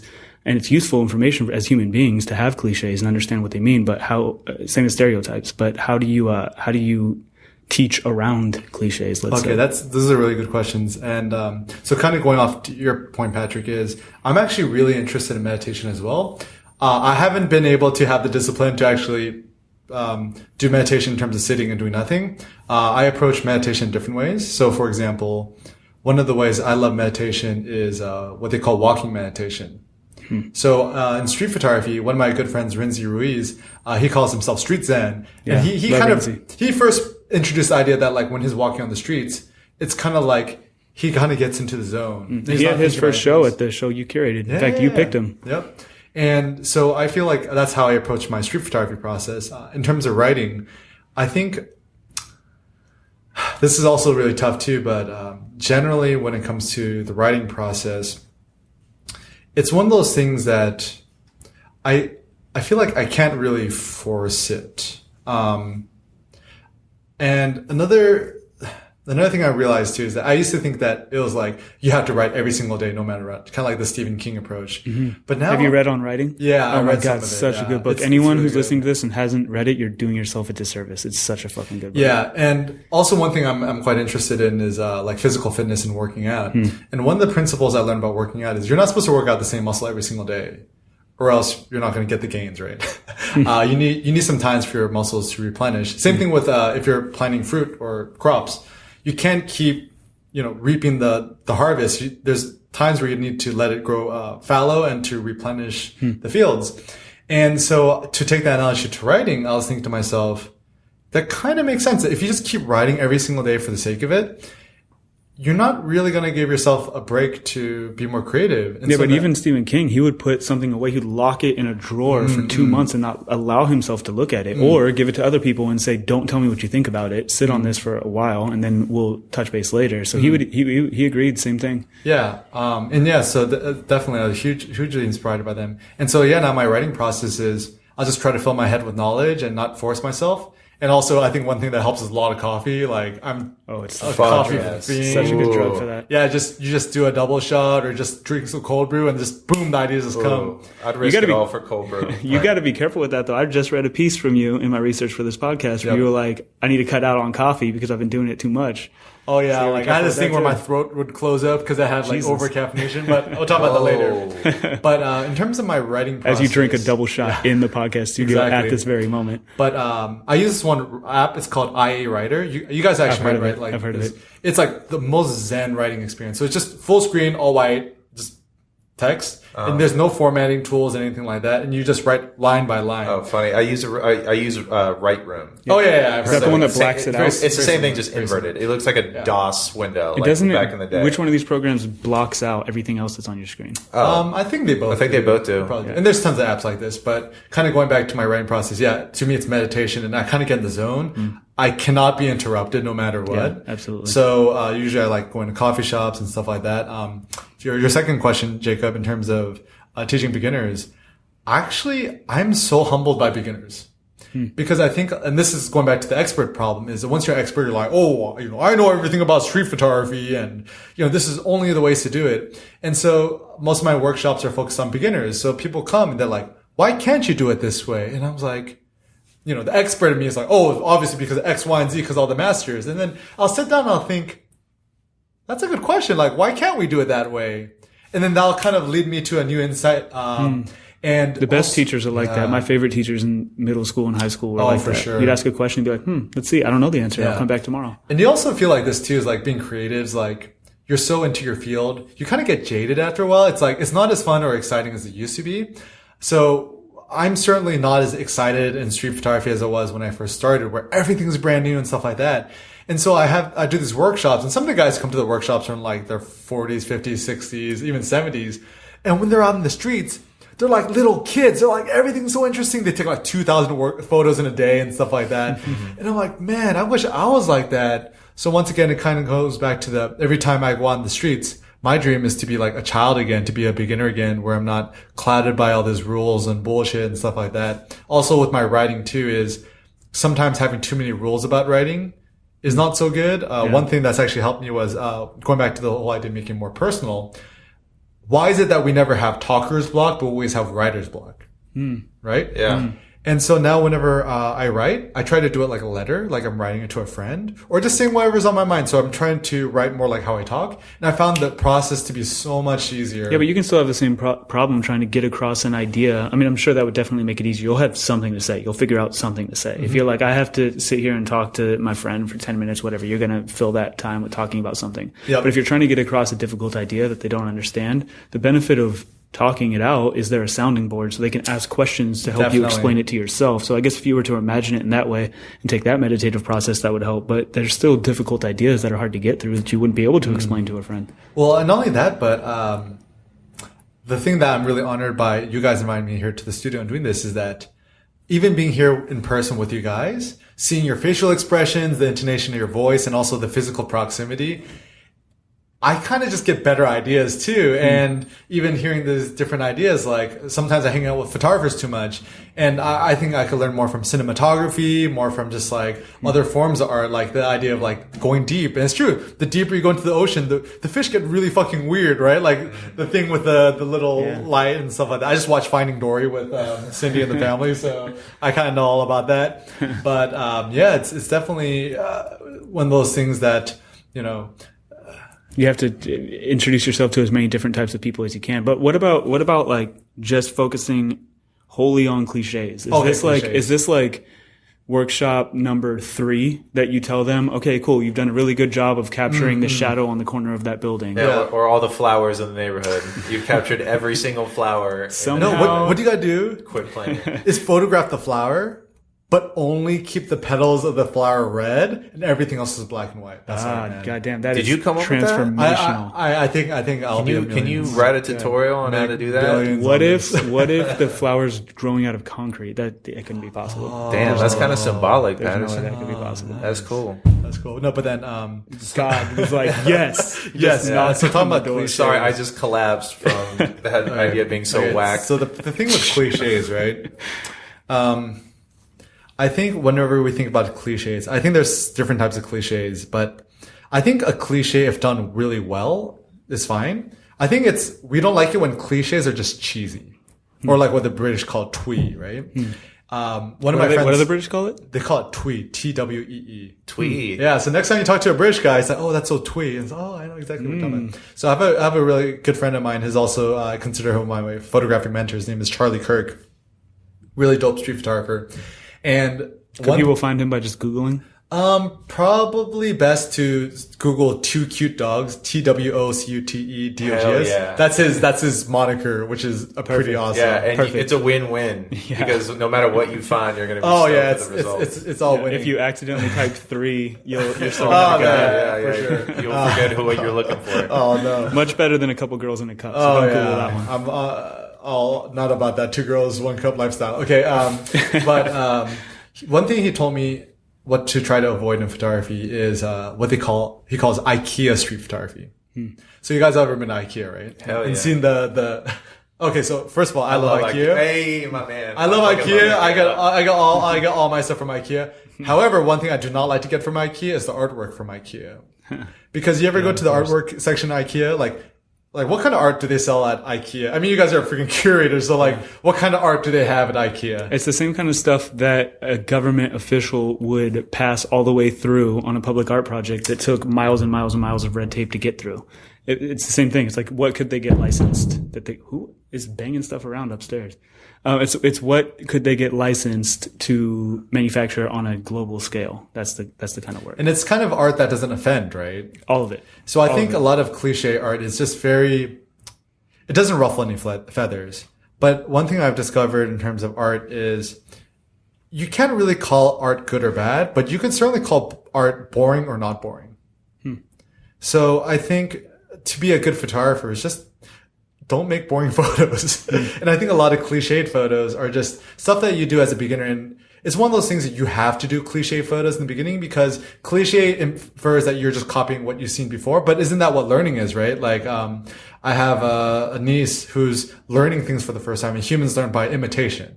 Similarly, I think a good tip for a street photographer starting off is just try your best to copy all the masters. But after a few years of it, there's a point where you had to kill your master. So they have this like Shaolin monks and stuff like that. Or even, in Renaissance painters, you're an apprentice and you're just essentially copying your master for 10 years. And then finally they're like, one day, okay, you could do things your own way.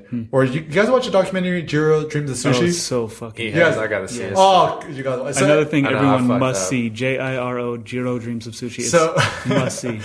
So It's more than what you think it is. for people who don't know, it's essentially the biography of this guy who's just makes sushi and his like this 89-year-old dude who's been doing the same thing. Essentially, it's that, but it's not that. It's something magical. There's actual magic to it. There's something much deeper. The thing I wanted to mention about that was he has apprentices, whether they be his son or random dudes. In order for them to earn their stripes, for 10 years, they're not allowed to touch any fish. They only make rice for 10 years before you're given the honor to actually touch sushi. There's a guy, I think, in the film who's making some egg dish or something, like the eggs that you put into one of the kinds of sushi, and he's been working on it for 3 years, and they capture on film, Jiro walks up to him, and he's like, okay, you got it, you can advance on to the next thing. And he just starts weeping. I was about to say, oh, yeah. it's like the ultimate, it's like occupational blue balls. Like, for real. Like, you just gotta sit there and watch them, like, juggle the tuna. I've obviously never made sushi before. They just juggle the tuna. So that's like, you just throw it in the seaweed, right? And you just roll it up with a roller. And then bam. Well, that's how Jiro does it, at least. Well, it's almost kind of like Hollywood, right? It's before you become a director, you just have to do all like kind of the grunt work. Oh, for sure. Like Patrick was talking about earlier. I would say more so in the producing game. I would say more so in the producing game because like anyone could technically direct their own content, right? It's like I could literally end this podcast, shake your hand, grab a camera, and direct something out in the street.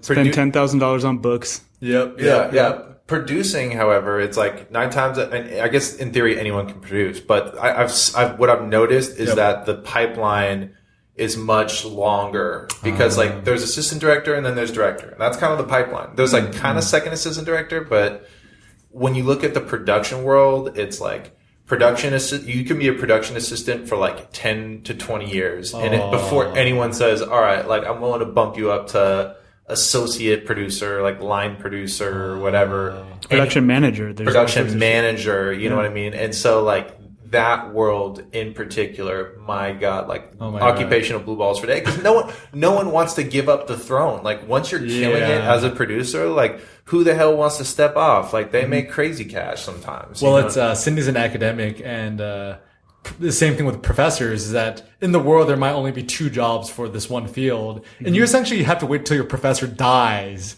before you just take their throne, right? Just kill him.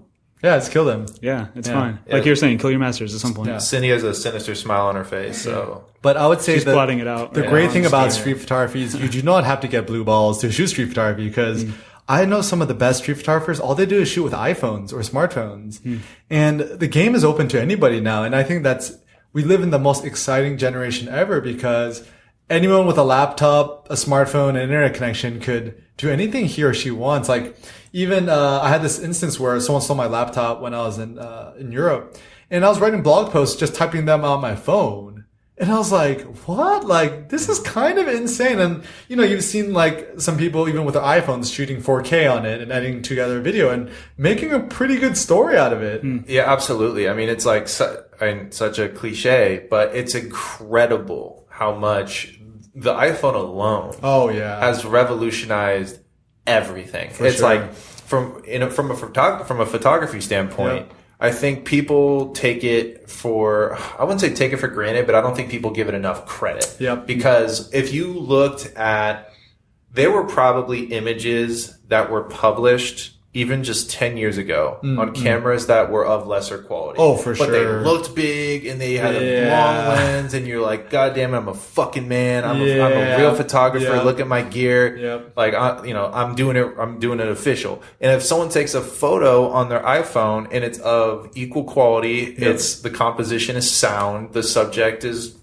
great, and it is just a awesome image. It just happens to be taken on an iPhone. I'm not going to trash somebody for it. Like, just because it was convenient didn't mean it wasn't as, well thought out or well captured. When Instagram first started, there was a moment of pride. I think you actually partook in this, where people only uploaded to Instagram if they had taken the photo from Instagram. In fact, I don't think you could even upload images that were taken from somewhere else. You had to take it within the app. And then after you could upload images, they started a hashtag called iPhone only. And there's all of these nerds that were like, oh, iPhone only, iPhone. I hashtagged my shit with iPhone only for quite a while. It's almost like reverse snobbery.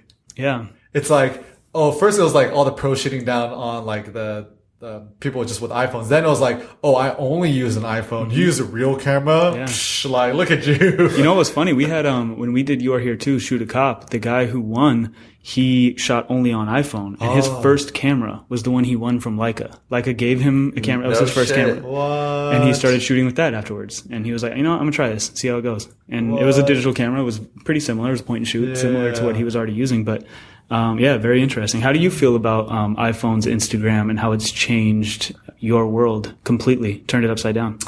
First of all, I love it in terms of, I'm all for the democratization, open source approach. And the idea that one thing I hate is when people are like, nowadays everyone calls himself a photographer. I'm like, why are you being such an elitist asshole? Everyone is a photographer and everyone should have the right to create their own art. And it's, man, really before the iPhone, it was just so restrictive. And even now, the new iPhone SE, you get it like unlocked for like $400, which is still like not cheap, but it has got like a solid camera, the same camera as the iPhone 6S.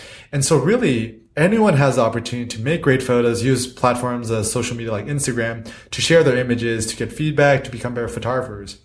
However, with everything good, there's always a dark side. And now the bigger issue is, I think fewer people are photographing for themselves. Because back in the days of film, you made your photos, you print them in your own darkroom, and you shared your prints with like 2 or 3 friends. And that's pretty much it, right? But now, because it's so much about that social media treadmill and getting lots of likes and followers and putting tons of hashtags and stuff like that, people are so much more concerned about how other people are going to like their own work than than how they feel about their own work. So I feel like it's really a double-edged sword. In one way, it's liberated a lot of photographers, but in some ways, it actually made people more slaves to the system. And so even one thing I did for a while was I was getting so caught up in terms of the social media hype that I just took a break from it for like several months. And I almost treated it like fasting or like doing a detax. And after doing the detox, I felt just so much healthier. And now even when I'm back on social media, I kind of treat it like a tamed lion. Is that, okay, I could trust that instantly it's not going to bite off my head, but I kind of still kind of need to keep my distance. And social media, there's so many things that's good for, but for me, at least at the end of the day, it's all about creating value. And the problem with social media and Instagram, how much of your creativity can you really show within a 4-inch screen versus like having your own blog where there's different ways you could combine images, text, video, audio, and stuff like that. Whereas social media, they're just trying to force you inside a box and ultimately sell ads to users and stuff like that. So I think I've been getting a little more cynical recently. But don't you feel as well, like people are always talking about there is less work for photographers because the iPhone photos have like kind of desensitized people to the value of photography, and that might be also because of the death of print. But I mean, it's got to be a big thing within your community. Yeah, no, it's so one thing I did,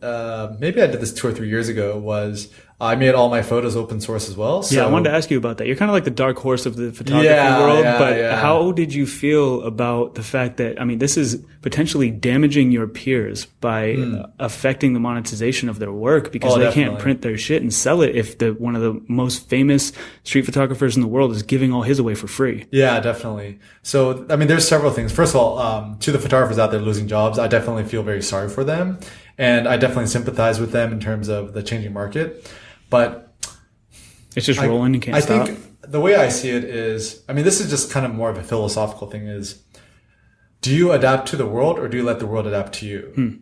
And I kind of, for me personally, I kind of jump in between both. But I think really at the end of the day, it's more about adapting to the world rather than having the world fit your whims, right? So it's kind of like Darwinism in terms of if you don't adapt, you're going to die, essentially.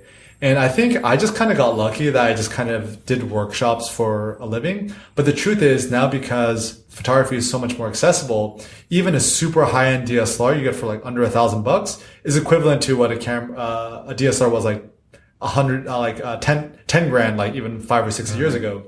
And so, yeah, there is certainly a lot less value in terms of selling prints because very few people, I don't really think I know any photographers who make a living purely off of prints. And even a lot of professional photographers, like Magnum photographers, they're going towards teaching more workshops. And getting brand deals. Yeah, and getting brand deals. But I think that the exciting thing is that with every single shift, there's more opportunities. So the downside is obviously more people are getting to photography, which lessens the quality for buying prints or images. The upside is because there's so many beginners entering the world of photography, people want to learn more about photography. So education is a huge market right now. And once again, people doing workshops or selling educational material. I think there's a huge renaissance of photography books, either educational books or selling print books, because now people do have a nostalgia for looking at like a coffee table book. So I think there's a huge opportunity there. I guess that's a good point because people now can have a general understanding of photography to the point that they appreciate it enough to buy a coffee table book, which they might not have done in the past, because you still obviously have to have a crazy creative edge in order to put something together good enough to be worthy of making a book. So selling more coffee table books makes sense, but it's made people who take on professional gigs as photographers get paid a lot less. Is that something you've seen? Yeah, it's definitely true. And I think what's going to happen is it's going to be a winner takes all market, is that the market for super, super high end photography. So if you're shooting like Prada or Gucci or Nike, whatever, those guys are still going to be earning like millions of dollars a year. But towards the middle end of the range, it's just going to go to the lower end gigs where people are shooting weddings for like $300. So one of my personal philosophies, I learned this from a philosopher named Nassim Taleb. He has a book called Anti-Fragile, and he calls it the barbell method. Yeah, I want to talk about that too. So you guys look pretty jacked. So, think about a barbell, right?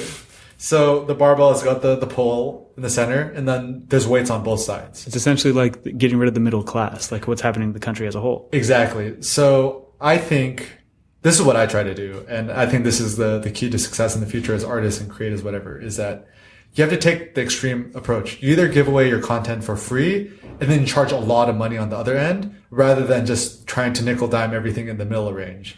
So what I'm trying to do is avoiding the middle.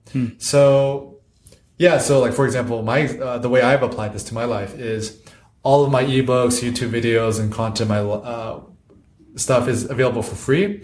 But if I'm going to charge something for money, I'm going to make sure to charge a lot of money for it. So in terms of how I make a living is I probably make about 90% of my living from teaching workshops. It's essentially my bread and butter.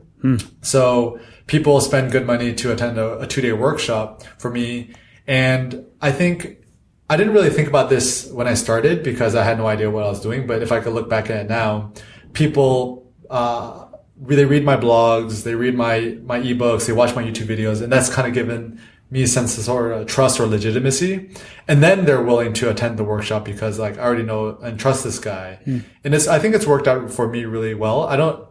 Of course, it's not going to work well for everybody. It could work for everybody. But I think it should be similar, is that if a photographer wanted to sell prints for a living or something, is maybe, give away 4x6 for free. But if you wanted a limited edition of just 5 in the world put a nice box on it or a presentation and sell it for like thousands of dollars, that'd probably make more sense than just trying to sell $20 prints to anybody.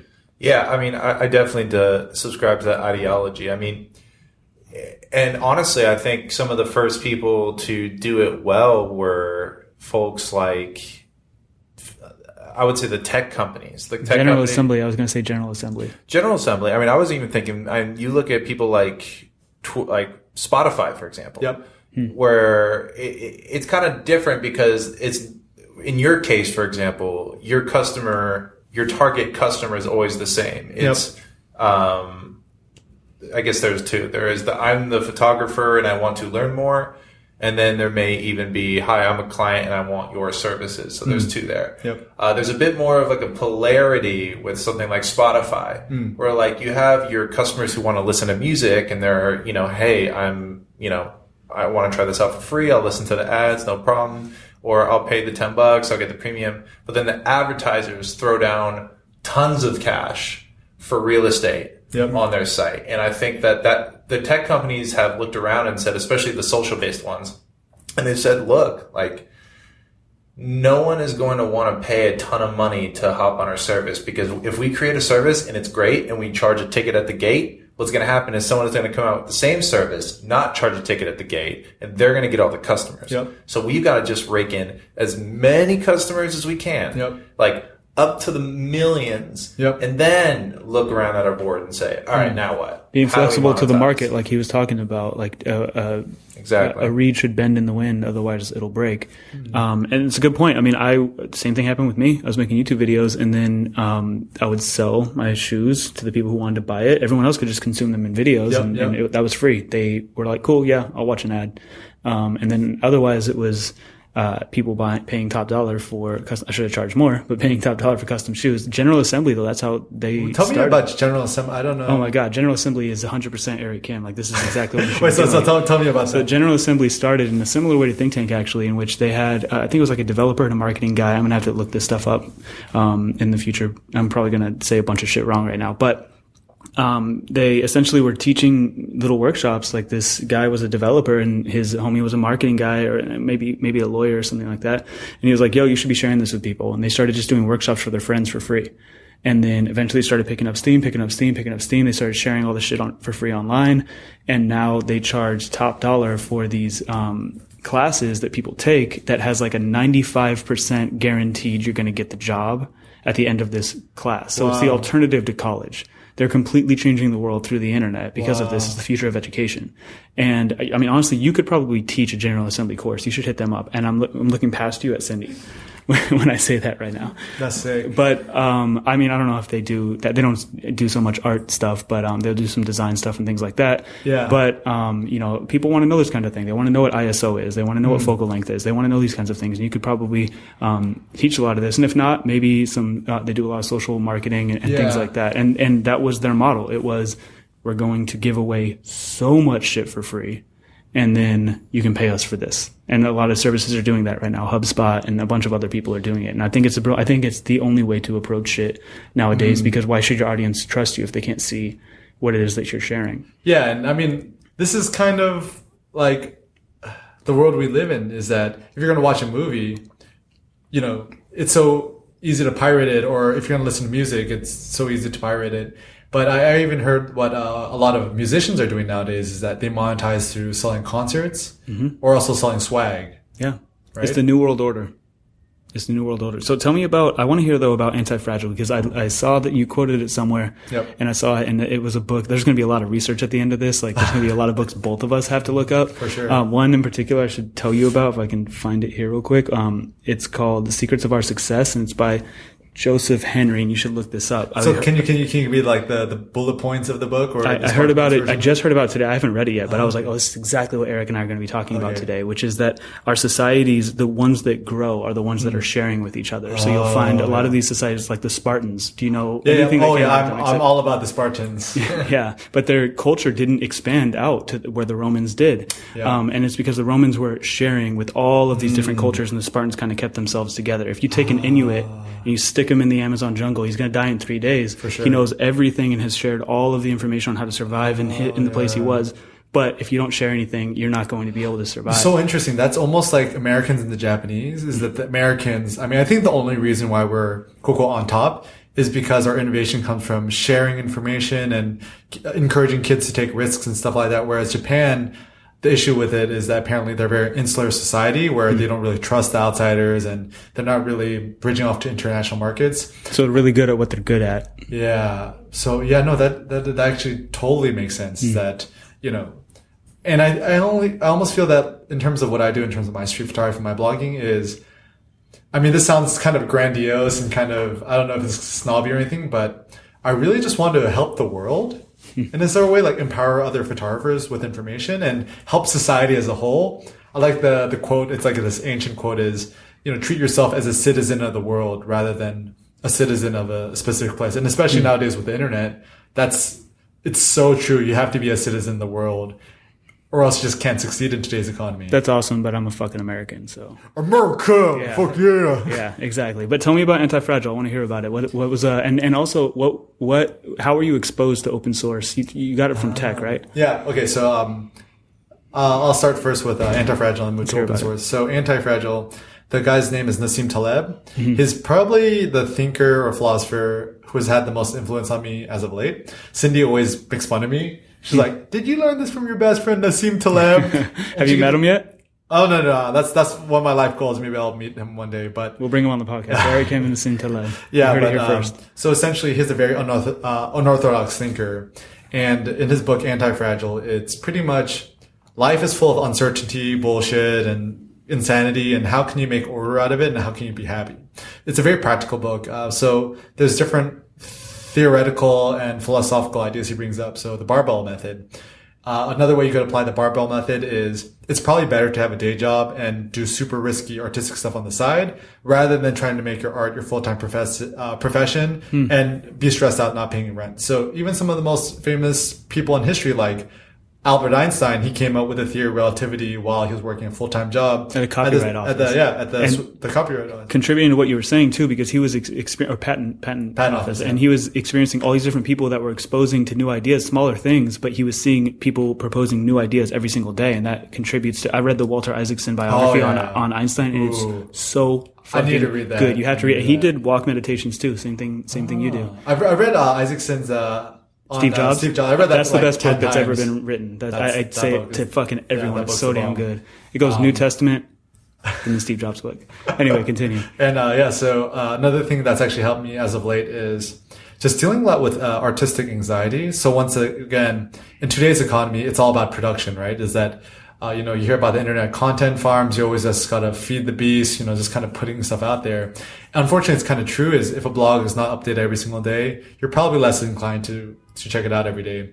But one thing I learned from him is sometimes it's good to just be lazy and just do nothing. So his philosophy is it's better to do one day. So let's say you have 6 days, 7 days. Oh no, you have 7 days in a week, right? Confirmed. So it's better to do intense amounts of work insanely on one day, extreme amounts, than rest for 6 days rather than doing a little bit of work every single day. Other things is I'm really into working out, so I was really into powerlifting for a while. So rather than just doing a couple of reps here and there every single day, just go to the gym, do a deadlift, your 1 rep max, the maximum you can lift in one lift, and just rest for the next 6 days. And one thing I've been doing recently with my blogging too is I'll just chill the entire week, read books, drink a lot of coffee, and then once I feel the inspiration, I'll write like 5 or 6 blog posts in one go. So then you power lift the blog. Yeah, fist bumping that one. And what I'll do is I'll write like 5 or 6 blog posts in one day, and then I'll schedule them out every single day. So it's kind of like you're getting best of both worlds, is that you're kind of, you're doing that concentrated effort, but also kind of having a steady stream for people to check out. And I think one of the last things that I learned from the book is the fact that you need skin in the game. So a lot of people, and this is, I'm also guilty of this myself, is that I preach one thing, but I don't necessarily practice what I preach.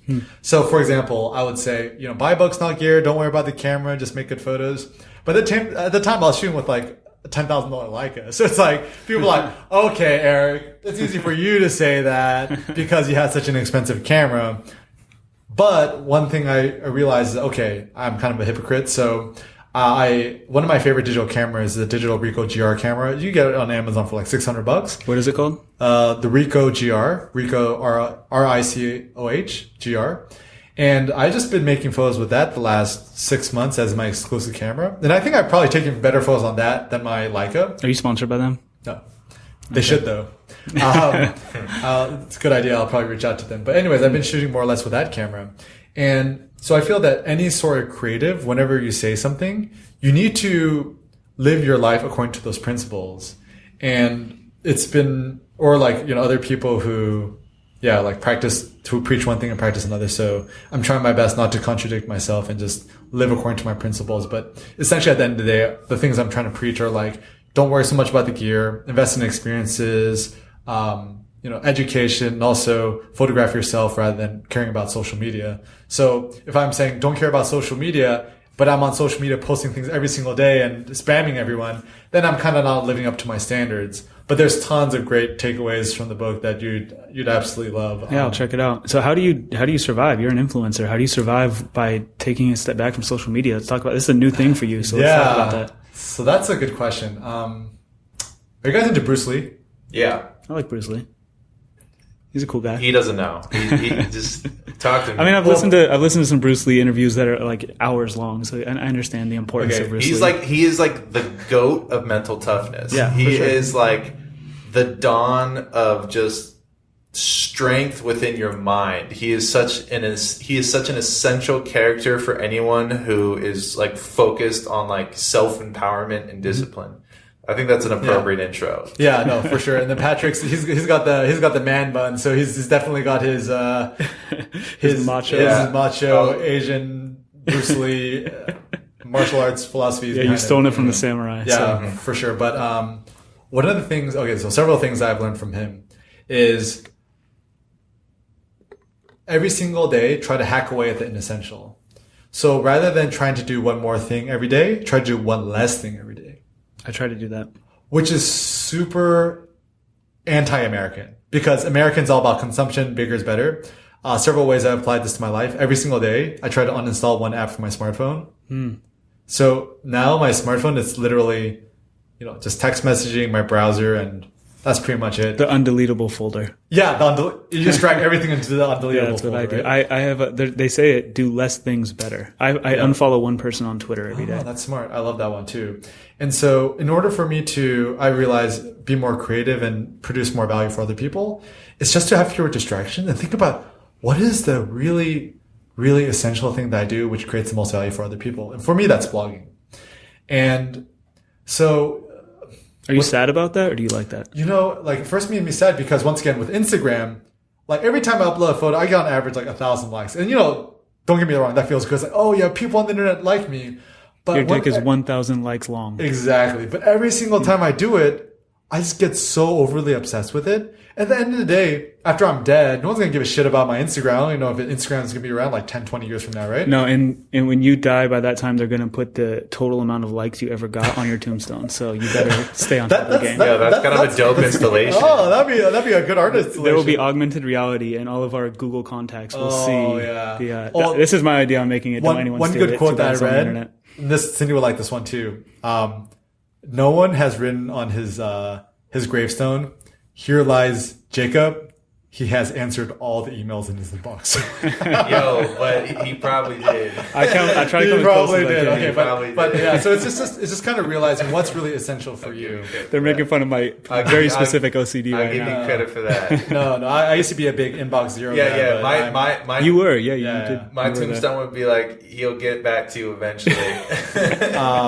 Meet me up here. Yeah. I promise I got your email. I forgot to post an Patrick out of office. Sorry. Yeah, no, but yeah. So really, yours will just be an out of office on your tombstone, just as out of office. Yeah, it'll take me even longer now to get back to you. Can you put a vacation responder on your email? I forgot to put up my vacation responder.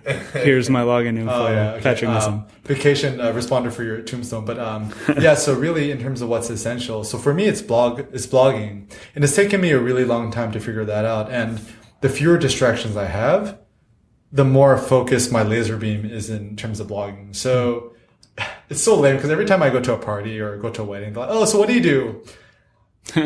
Like it sounds stupid. It's like, oh, I'm a blogger. No, man, published photographer. That is way better though than saying I'm an influencer, which people literally aspire to now. Oh my God. I was just talking to my homie today about the fact that people literally just get a bunch of likes on Instagram. That's their fucking job. Yeah, well, it's the whole Kim Kardashian lifestyle. That's their goddess. But the trend is changing because people are starting to be like, we didn't know how much influencers were worth. And you saw that big article that was passed around where he was like, we were paying them way too much. I got to send it to you. I just sent it to a friend today. Remind me to send it. But he was like, we didn't know how much we were paying them. We didn't know what they were worth. But now we're starting to understand what an influencer's worth. And now our influencers, the next trend is that they're going to need to know how to do shit. The best influencers are people like you. They're done. They're done for. No, I mean, Eric Kim's the perfect example. It's someone who really knows how to do shit and also is very clever with marketing and an influencer mindset. That's something that we can aspire to as well. Yeah, it's like influencer Darwinism. Yeah, exactly. It's going to happen. I need to read that. And so I just think about, okay, so I'll give you a practical example. So I teach workshops for a living, and some workshops sell out, some others don't. And I'm always like, in a perfect world, all my workshops would sell out, right? And so I'm thinking about, I need more people to sign up my workshops, or I'm releasing a product. I need to get more people to buy it. And I think if I think too much about marketing, then I'm like, okay, I need to send out more Facebook posts, more tweets, more Instagrams, put out my newsletter more often. But I think I kind of get detracted is that rather what I should be doing is focusing on blogging and creating more helpful, empowering, useful content. And as a result of that, then more people will come to my blog and say, oh, by the way, he's doing workshops and selling these products. Maybe I'll get on that, rather than trying to say, oh, how can I be a better marketer? Because I think the best marketing is just the proof is in the pudding. So like, even when you made shoes, if your shoes didn't look dope, no one would trust you or buy your products and stuff like that. But it's like, these shoes look freaking dope. I'm going to buy these. Or if you're doing cinematography or you're trying to put your services out there, the best way to market yourself is just make really dope videos and footage or content. And then people will pay you, rather than saying, oh, this guy is like super good at marketing. And I think that's the common misconception people say about me is that, oh, the reason Eric's popular is because he knows how to master Google SEO. And I'm like, no, all I do is try to create the most useful content or information on the web and then put it out there, and then Google automatically finds me. So actually, to be honest, I really don't know that much about SEO except the basics, like, oh, if you want to be more popular for street photography, you put street photography your headline. It's like, okay, that's pretty obvious. Yeah, SEO is search engine optimization. Yeah. But what's your following like right now? So, I think Facebook, I checked this morning, 82,000 likes, Instagram, like 58,000, Twitter, 28,000 or something. And you're active on each one? So this is a good question. I kind of. So I used to be all about that optimization for the headlines and trying to get more people to click. Now I just auto schedule all of it to automatically post from my blog. So your shit's a robot? It's a robot. Man. Well, it's the auto posting thing. So on Facebook, I used to be like, okay, I put out this good blog post. I need a super catchy title. Now I have it just automatically post from my blog. And the reason I did that was I'd write an article, and every single time I'd post it to Facebook, I'd insert the link and put in a clever headline. But every time you enter Facebook, you're always there to do something very specific. And then you're just like, oh, notifications, the little red button. Yeah. You click that, and then the next 2 hours, like, wait, what the fuck did I do the last 2 hours? Wait. Yeah. So it's about minimizing distractions. Yeah, I mean, I opened Facebook the other day to write a specific person a message that I didn't have their email, and I was like, I'm on Facebook for too long, closed it, and then I went back to go back to my email, and I realized that as I was writing an actual email that said, oh, I'll hit her up on Facebook, I realized I never even hit the person up on Facebook. I just opened Facebook and didn't do what I was supposed to. Yeah. But it's unfortunate because Facebook's so goddamn valuable. Yeah. And this is the problem with Instagram. And I probably installed and reinstalled Instagram on my phone like 50 times the last 3 months. And I think it just kind of comes down to, like less is more is, I'll post to Instagram once in a blue moon just to show people that I'm still alive. But I think in a really perfect world, I should actually not use, like, cause you talk about the whole black sheep thing or the black, what do they call black goat, black Dark Horse. Dark Horse. Black Goat. Sorry, English is not my first language. I think the Black Goat is what they called Michael Jordan. But anyway, continue. Why they call him the Black Goat? Goat, greatest of all time. Okay, so that was a shitty joke. Just fucking cut it. If we cut, I like that Black Goat. If we edited these podcasts, so I like the idea of being the contrarian. So in photography, it's all about getting more social media followers and always being on Instagram. What if I was that one photographer who was not on Instagram or social media? That's kind of making more of a statement, right? Like, I'm a total Kanye West fanboy. Even Kanye is not on Instagram. And you see all these other rappers, they're always just like posting shit to Instagram, and it's not. Even Kendrick Lamar. And I almost attribute greatness to what somebody does not do rather than what they do. Similar to other photographers, they always sell money for the prints and stuff like that. I give away my images for free. And yeah, so I'm trying to figure out ways how I could stand out more by what I decide not to do. And once again, it kind of comes down to focus, right? Like Bruce Lee is about to punch a board and send the guy flying 20 miles. He just has to empty his mind of every other thoughts and just focus on that one motion. When I was into powerlifting, I was really into deadlifting. And I'm sure you guys deadlifted before, right? I have not. I have, yeah. Yeah. Okay, so I was really into this 1 rep max methodology where it's you take one lighter weight, you lift it 10 times, add a little more weight, do it like 5 times, add a little more weight, do it 3 times. Then the final one is you just need to lift it once off the ground, but it's like your absolute maximum. And at the point where I could lift the most, I deadlifted 430 pounds. And I'm like a pretty small Asian guy. I'm only like probably like 160 or something like that. But before I lift the bar off the ground, it's just like you go into Zen mode where you totally forget about your body, your surroundings, all the bullshit that's happening in your life, all your stresses. And there's just nothing but you and the bar and the weight and gravity. And then once you pull it off the ground, for that split second, you just don't exist as a person. And that's like, for me, the closest thing to nirvana or bliss. I feel similar things when I'm writing or taking photos or even teaching or even doing this podcast. Like, we got like 3 hours scheduled. I'm sure this is going to go over in like 5 minutes. But really, so eliminating distractions. So if there's any suggestions I give other photographers, and this is totally contrarian, rather than, if you want to be a better photographer, spend less time on social media and focus more on developing your own style by looking at your own photos and say, do I like my own photos, rather than wondering, do other people like my photos? Yeah. Have you strategized flow state at all? Like, I've gotten myself into the point where I haven't felt it in a couple weeks, and then I get there and I'm just like, I forgot everything about the world, came out of this an hour and a half later, and I'm like, holy shit, this is incredible.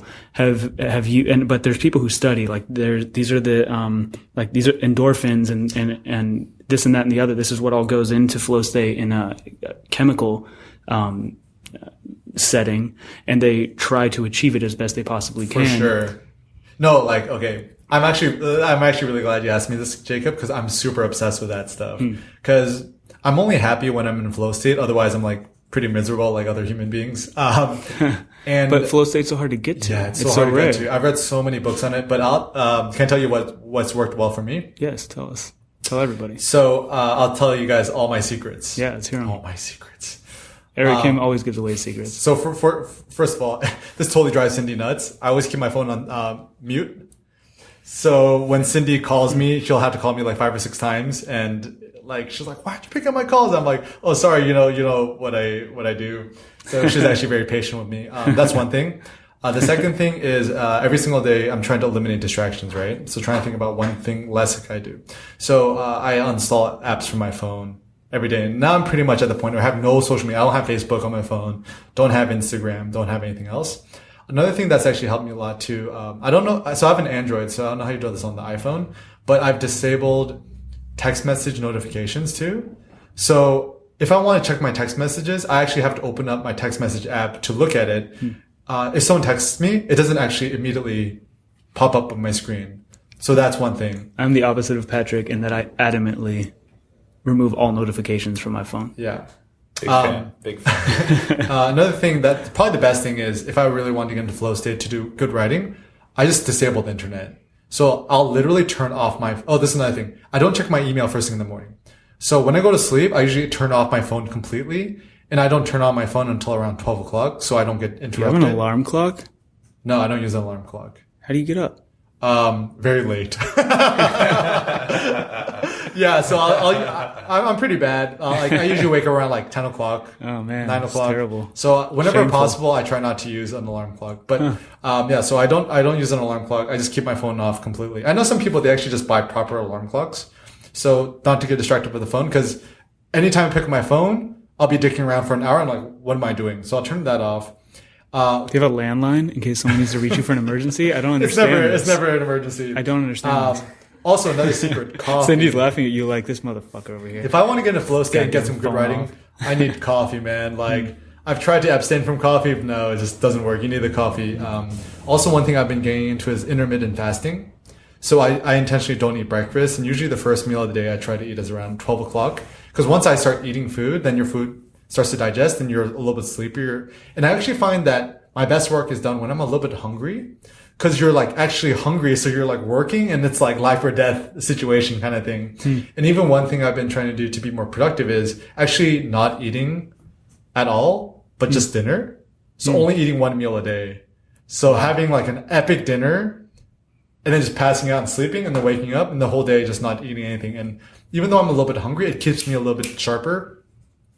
Another thing on Facebook, obviously I have to use Facebook for contacting people and stuff like that, but I installed something called Newsfeed Eradicator.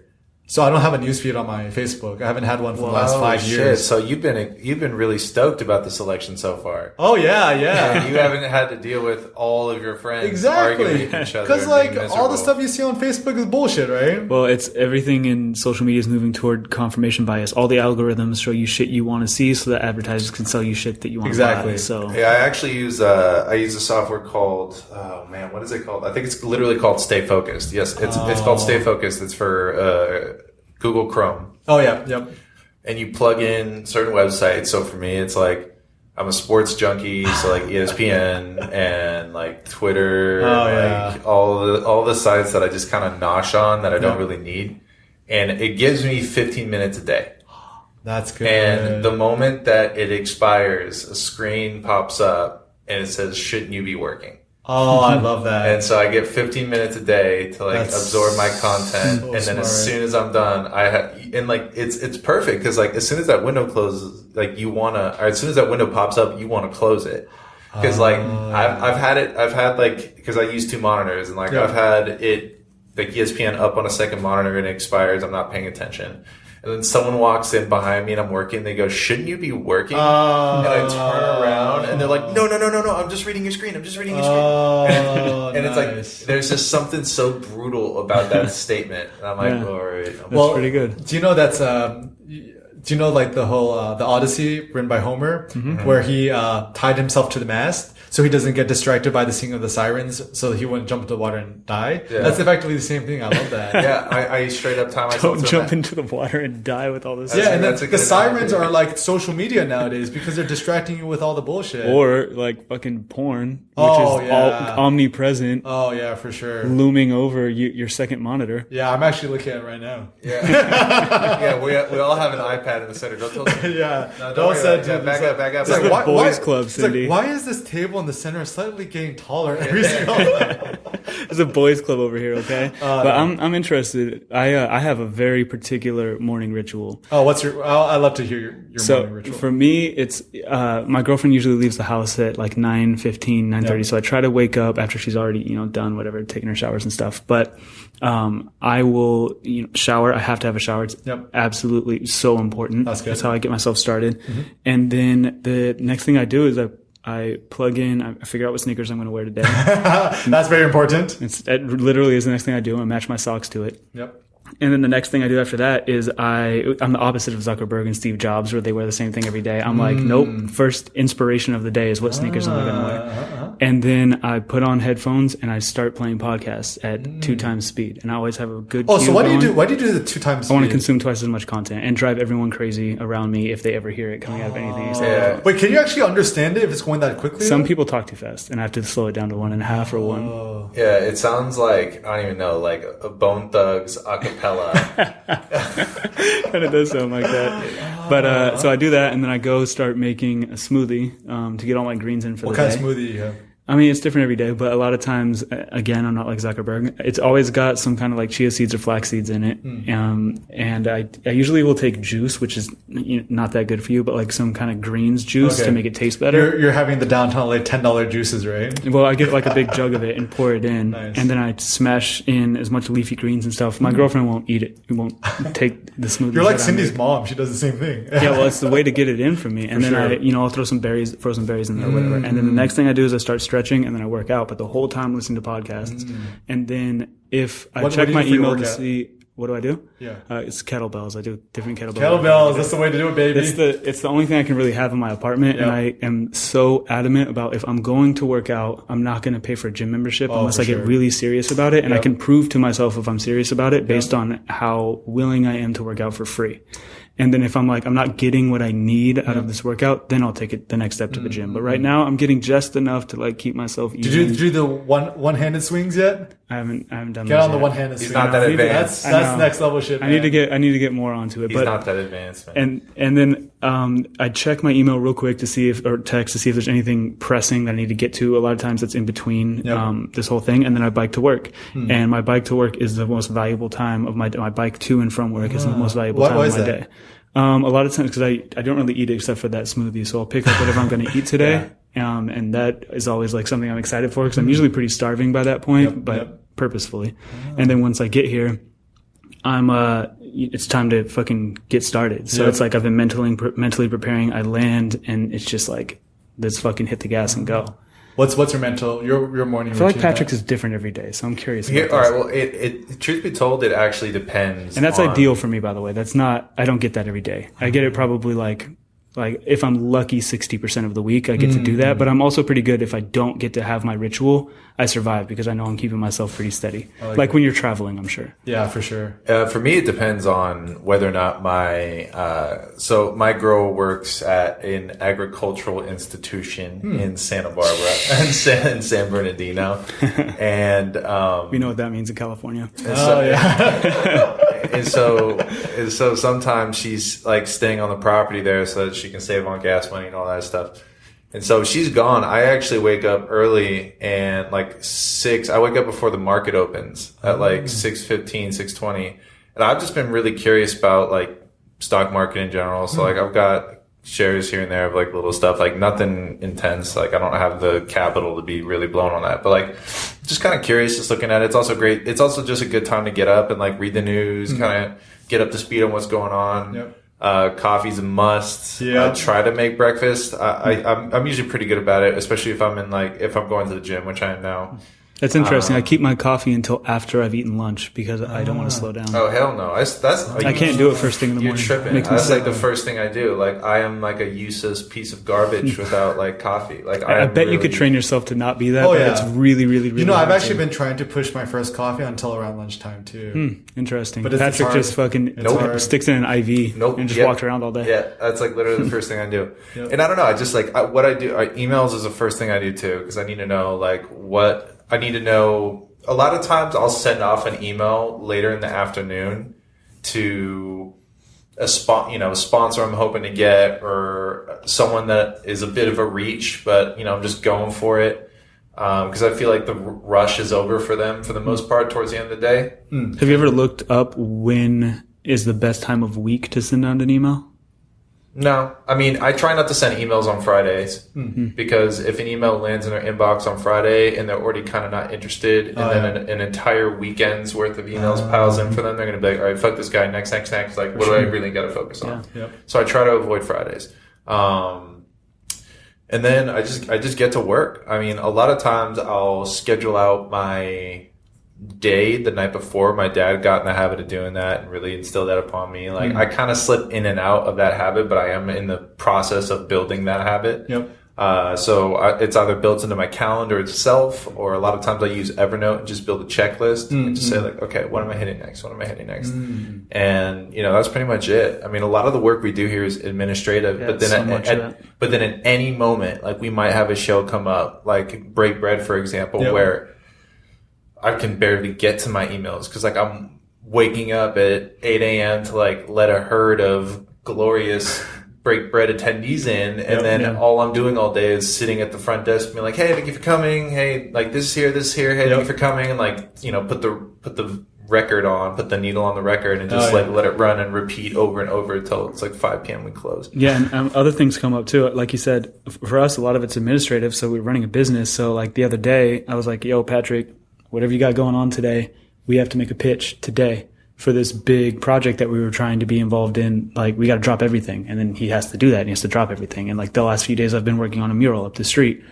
I didn't get to bike. I had to take Uber every day. I didn't get to have my breakfast the way that I wanted to. So you have to be flexible as well. And I wonder for you, how, with travels especially, how do you keep on top of that shit? Oh, so this is another thing I learned from Nassim Taleb and Anti-Fragile is he's all about randomness.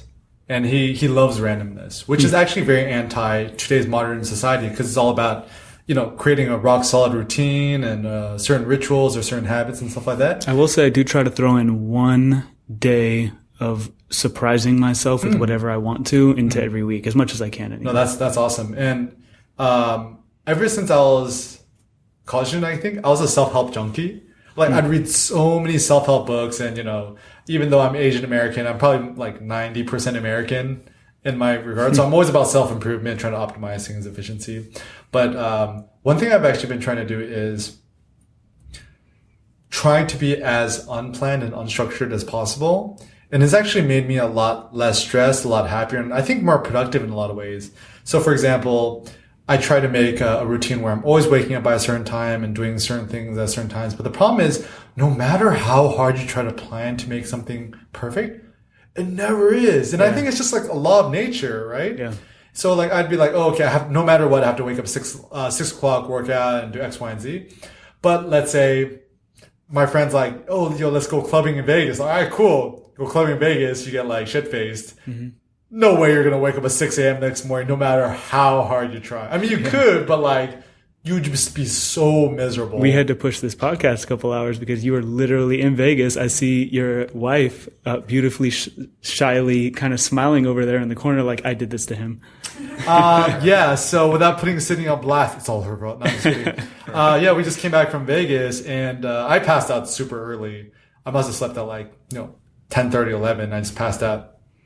Cindy wasn't able to sleep probably till like 3 a.m. God damn. So, me, like the degenerate that I am, woke up around like 9:45, 10-ish or 11 or something like that. And I'm like, okay, I could have just, changed into my joggers and just jumped in the car and just came here for the interview. I looked over at Cindy. Cindy's like dead in the bed. So I'm like, hey, yo, can we actually push this back like 2 hours? And then I know you guys are cool, so I really appreciate the flexibility. Yeah, no problem. Yeah, but one of the tips I learned from him is that besides lectures, try not to plan your days too far in advance because you just never know the random stuff that's going to happen, right?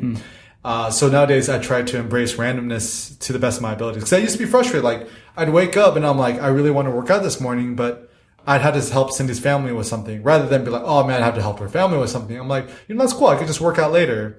And so I'm even experimenting to work out at different times of the day. Sometimes I wake up super late, super early and stuff like that. But man, that's like dangerous advice. You're a person with discipline, so it can work for you. But a lot of people, I would not give that advice. Well, I would split the difference because like I know what you're saying because especially when I was in the habit of putting my next day in the calendar the night before and actually putting it in the calendar.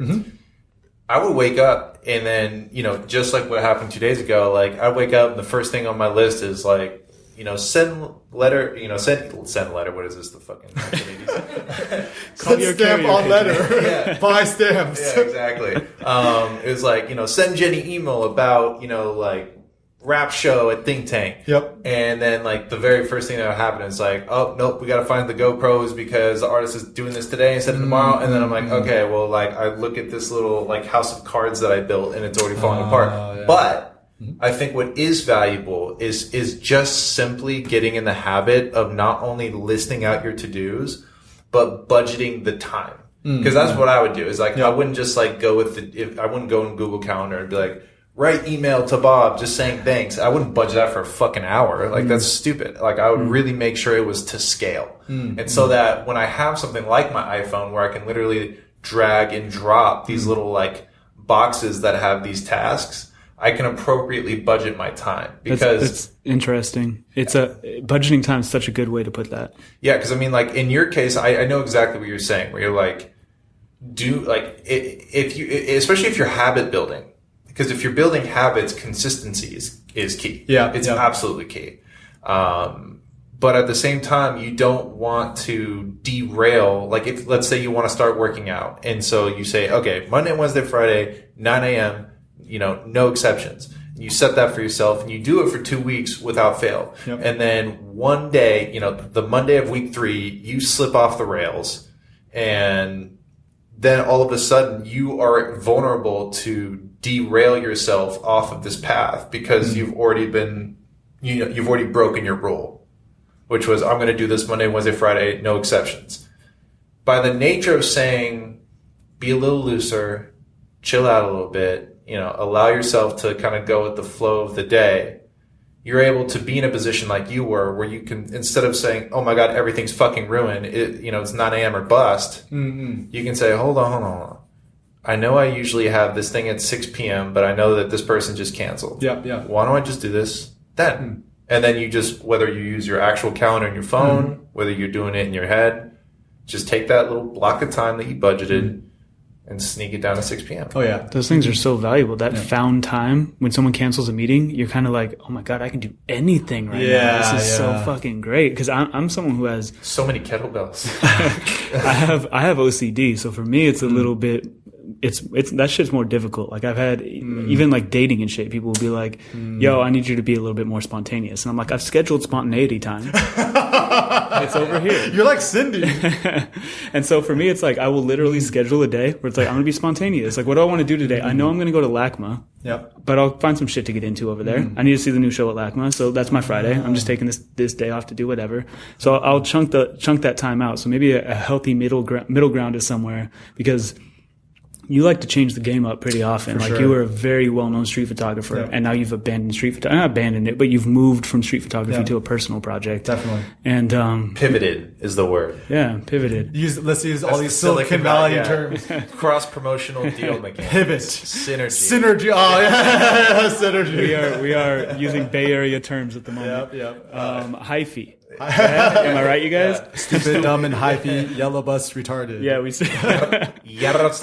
Oh, that's pretty good. You know how to spell that though. Do you know how to spell it? I'm pretty sure there's like a couple of Z's in there. YADIDI. This would be the dopest Wheel of Fortune. Yeah. So let's move on before we wrap this up. I want to talk about that though. So you're like Mr. fucking street photography.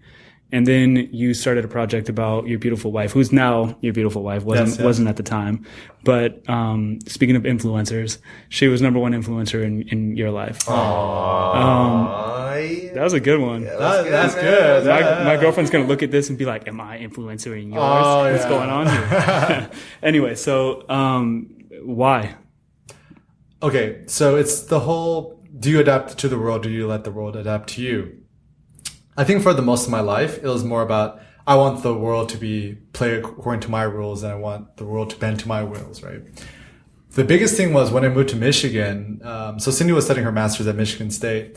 And at the time, we were doing cool collaborations. LA Think Tank was taking off. My street photography was taking off. So my big life decision was, okay, do I stay here in LA and do all this cool shit and focus on my career and blah, blah, blah? Or do I follow the love of my life to Michigan and settle in East Lansing? Not even Detroit. We're still like an hour and a half away from Detroit, and live in like suburbia central, where the most famous restaurant is Chipotle. And my decision was, obviously to follow the love of my life, Cindy, out there. My biggest dismay is when I moved there, there's just like no people in the streets. So I'm like, okay, I'm a self-professed street photographer, but if I can't photograph people, what can I photograph? And so first I bridged off to shooting more urban landscape, which was actually fun, like not photographing any people in it. We had Cindy Velicescu. Do you know her? She goes by Casual Time Travel. That's cool. We had her in here. You love her shit. It's like Rinzi's photos are a bridge to Cindy's work. I'll show it to you. You're gonna love it. Yeah, so I started to pivot to shooting more urban landscapes and then photographing just like stuff I'd find in public and stuff like that. And as I was traveling around a lot, and also, so currently I'm living in Orange County with Cindy, And for those guys out there who've ever been to Orange County, it's like the most suburbia place possible. They invented suburbia. There is no sidewalks. There is no sidewalks in Orange County. I'm like, you can't even walk around if you wanted to. Like, I once walked around and people were just staring at me like, this guy's crazy. There's no crime either. Yeah. So I'm like, okay, if I'm a street photographer and I can't make street photographs, I'm just going to feel like blue-balled and just frustrated by myself all over the time. And, I'd have negative thoughts like, if I was, by myself and seeing, I could just do what I want. I could live in downtown LA and live in think tank and shoot street photography all the time. But I'm like, I wonder if there's a way for me to use this to my advantage, living in somewhere that's boring and suburban, to be creative. So you took that same box you were talking about earlier and wanted to figure out how to get outside of it. Exactly. And so I'm like, okay, rather than trying to go out into the streets all the time, well, I just photograph what's close to me. And so I started doing more photographs of Cindy. And also one of my good friends, his name is Josh White. He's in Korea, did a lot of these amazing photos of his girlfriend. And I just thought, why don't I just try to make the most beautiful artistic photos of Cindy that I can? And so I try to do it in a street photography-esque way where it's kind of raw and gritty, a little bit more mysterious, open-ended. And so, kind of bridging the two different types of photography together. And I started to realize that, 90% of the people who probably read my blog, live in suburbia, commute a lot for work, or stuck in cubicles all the time, and can't always go out and shoot in street photography. And I'm like, I want to empower other photographers to realize that no matter what your situation in life is, you can make beautiful photographs that really bring you personal satisfaction. And I don't think I coined it, but I just calling it personal photography is a type of photography that's more personal to you rather than caring about other people. And I'm actually in the middle of writing an ebook on personal photography, but pretty much some of the principles I have in it is, spending less time on social media, making photos that bring you pleasure, not feeling like you always need to get more followers and publish your work. And so it's much more of an inner journey rather than an external journey.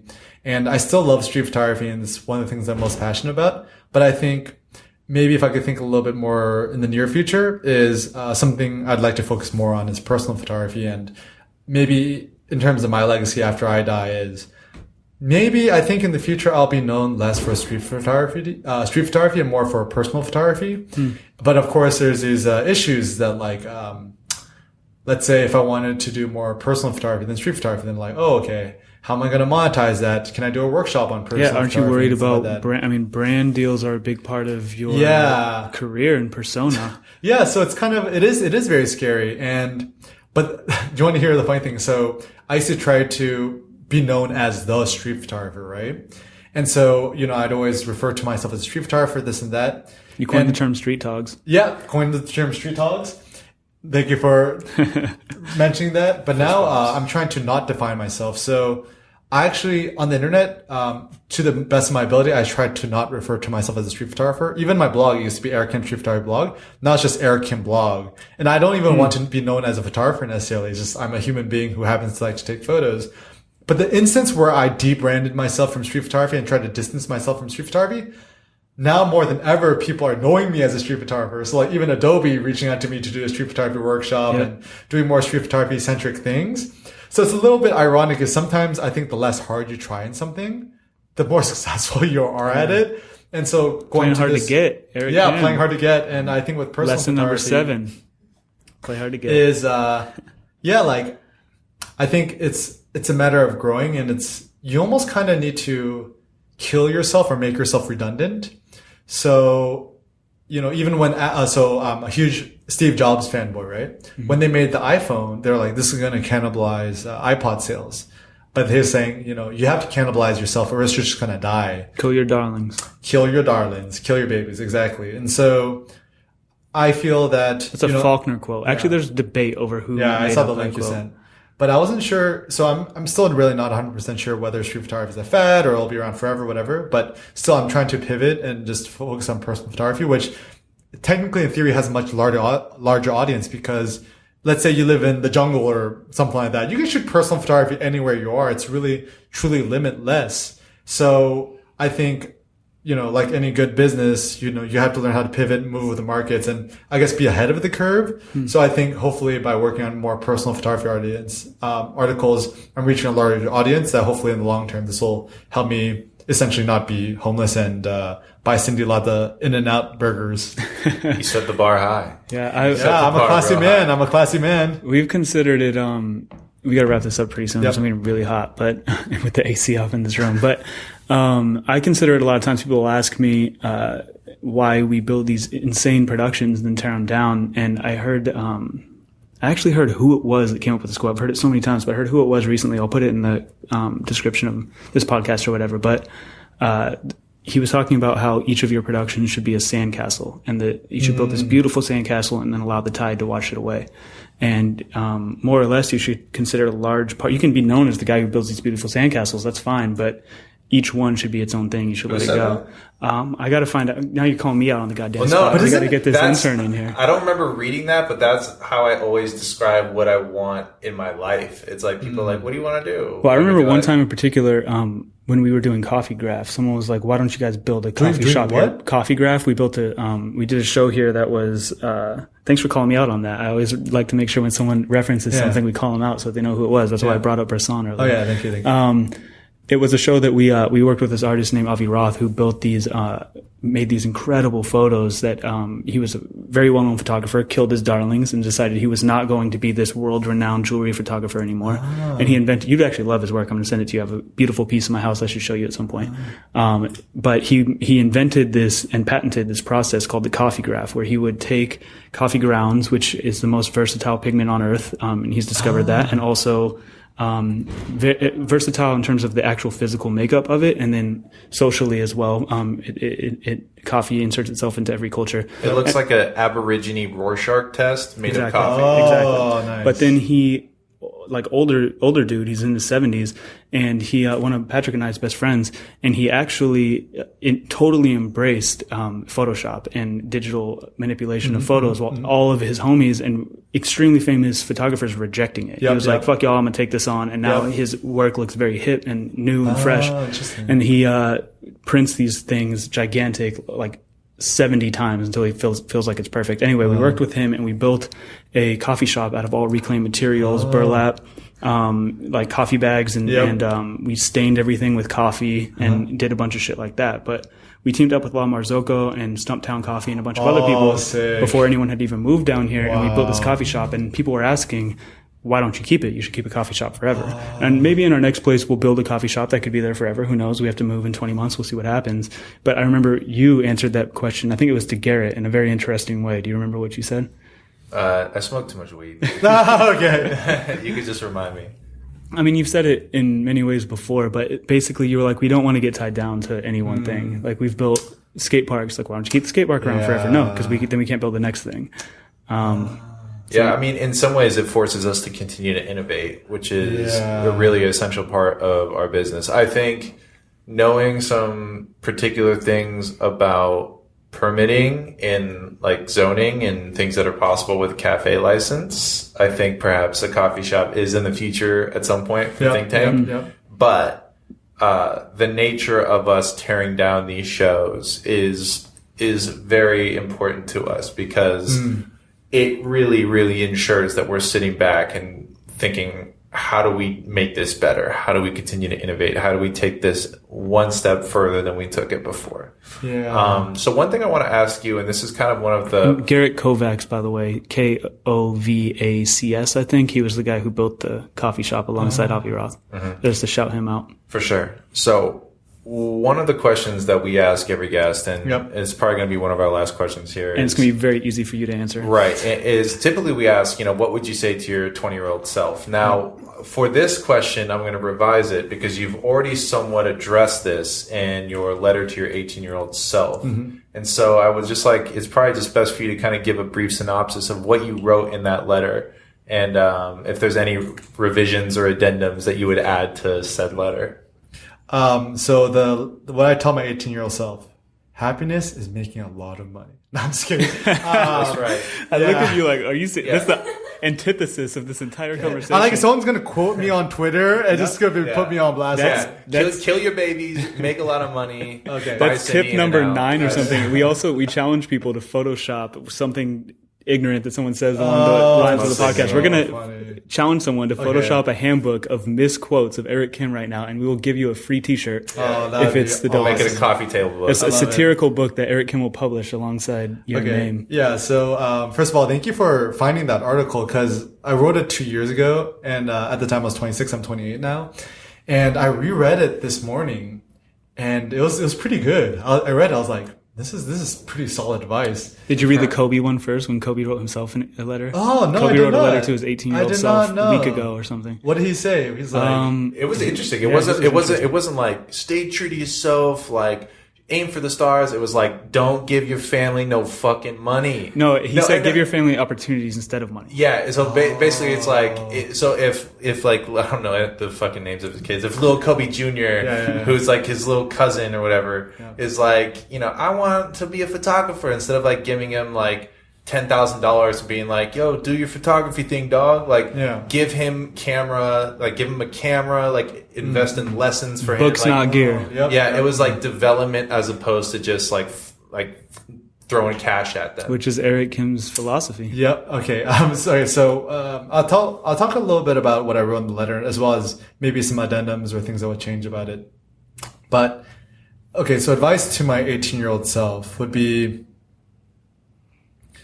I think, okay, so I guess maybe several principles I would say is the more you give, the more you receive in return. And I think this is really important because I've been thinking a lot about the philosophy of running a business and how you could, you know, make money in the world, make a living in the world, but also help empower other people.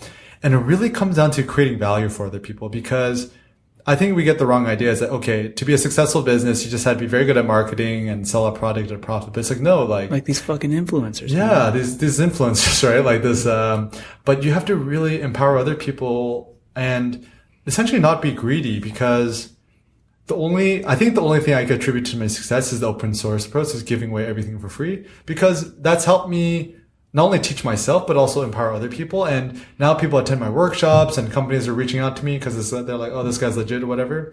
So the first thing is, the more you give, the more you receive in return. The second thing would also be, put your loved ones over your career. So one of the big points where they call it inflection point. It's like where you have a choice to go through road A or road B. So is that another Bay Area term? I don't know. Nah. I don't know. Pretty standard. Well, we take claim of all slang. So I'm standing at a road. I'm like, okay, if I move to the left road, that's me following my passion in photography and career and trying to become famous and blah, blah. Or I go to the right road and I'm following the love of my life to Michigan and eating Chipotle. But I would say, definitely putting your loved ones, your relationships before, because it might have perhaps derailed me by a year or two in terms of the progress I made. But thinking about it long term, Cindy's empowered me so much more. And if I was just by myself, I wouldn't have gotten like most of the good ideas that I did.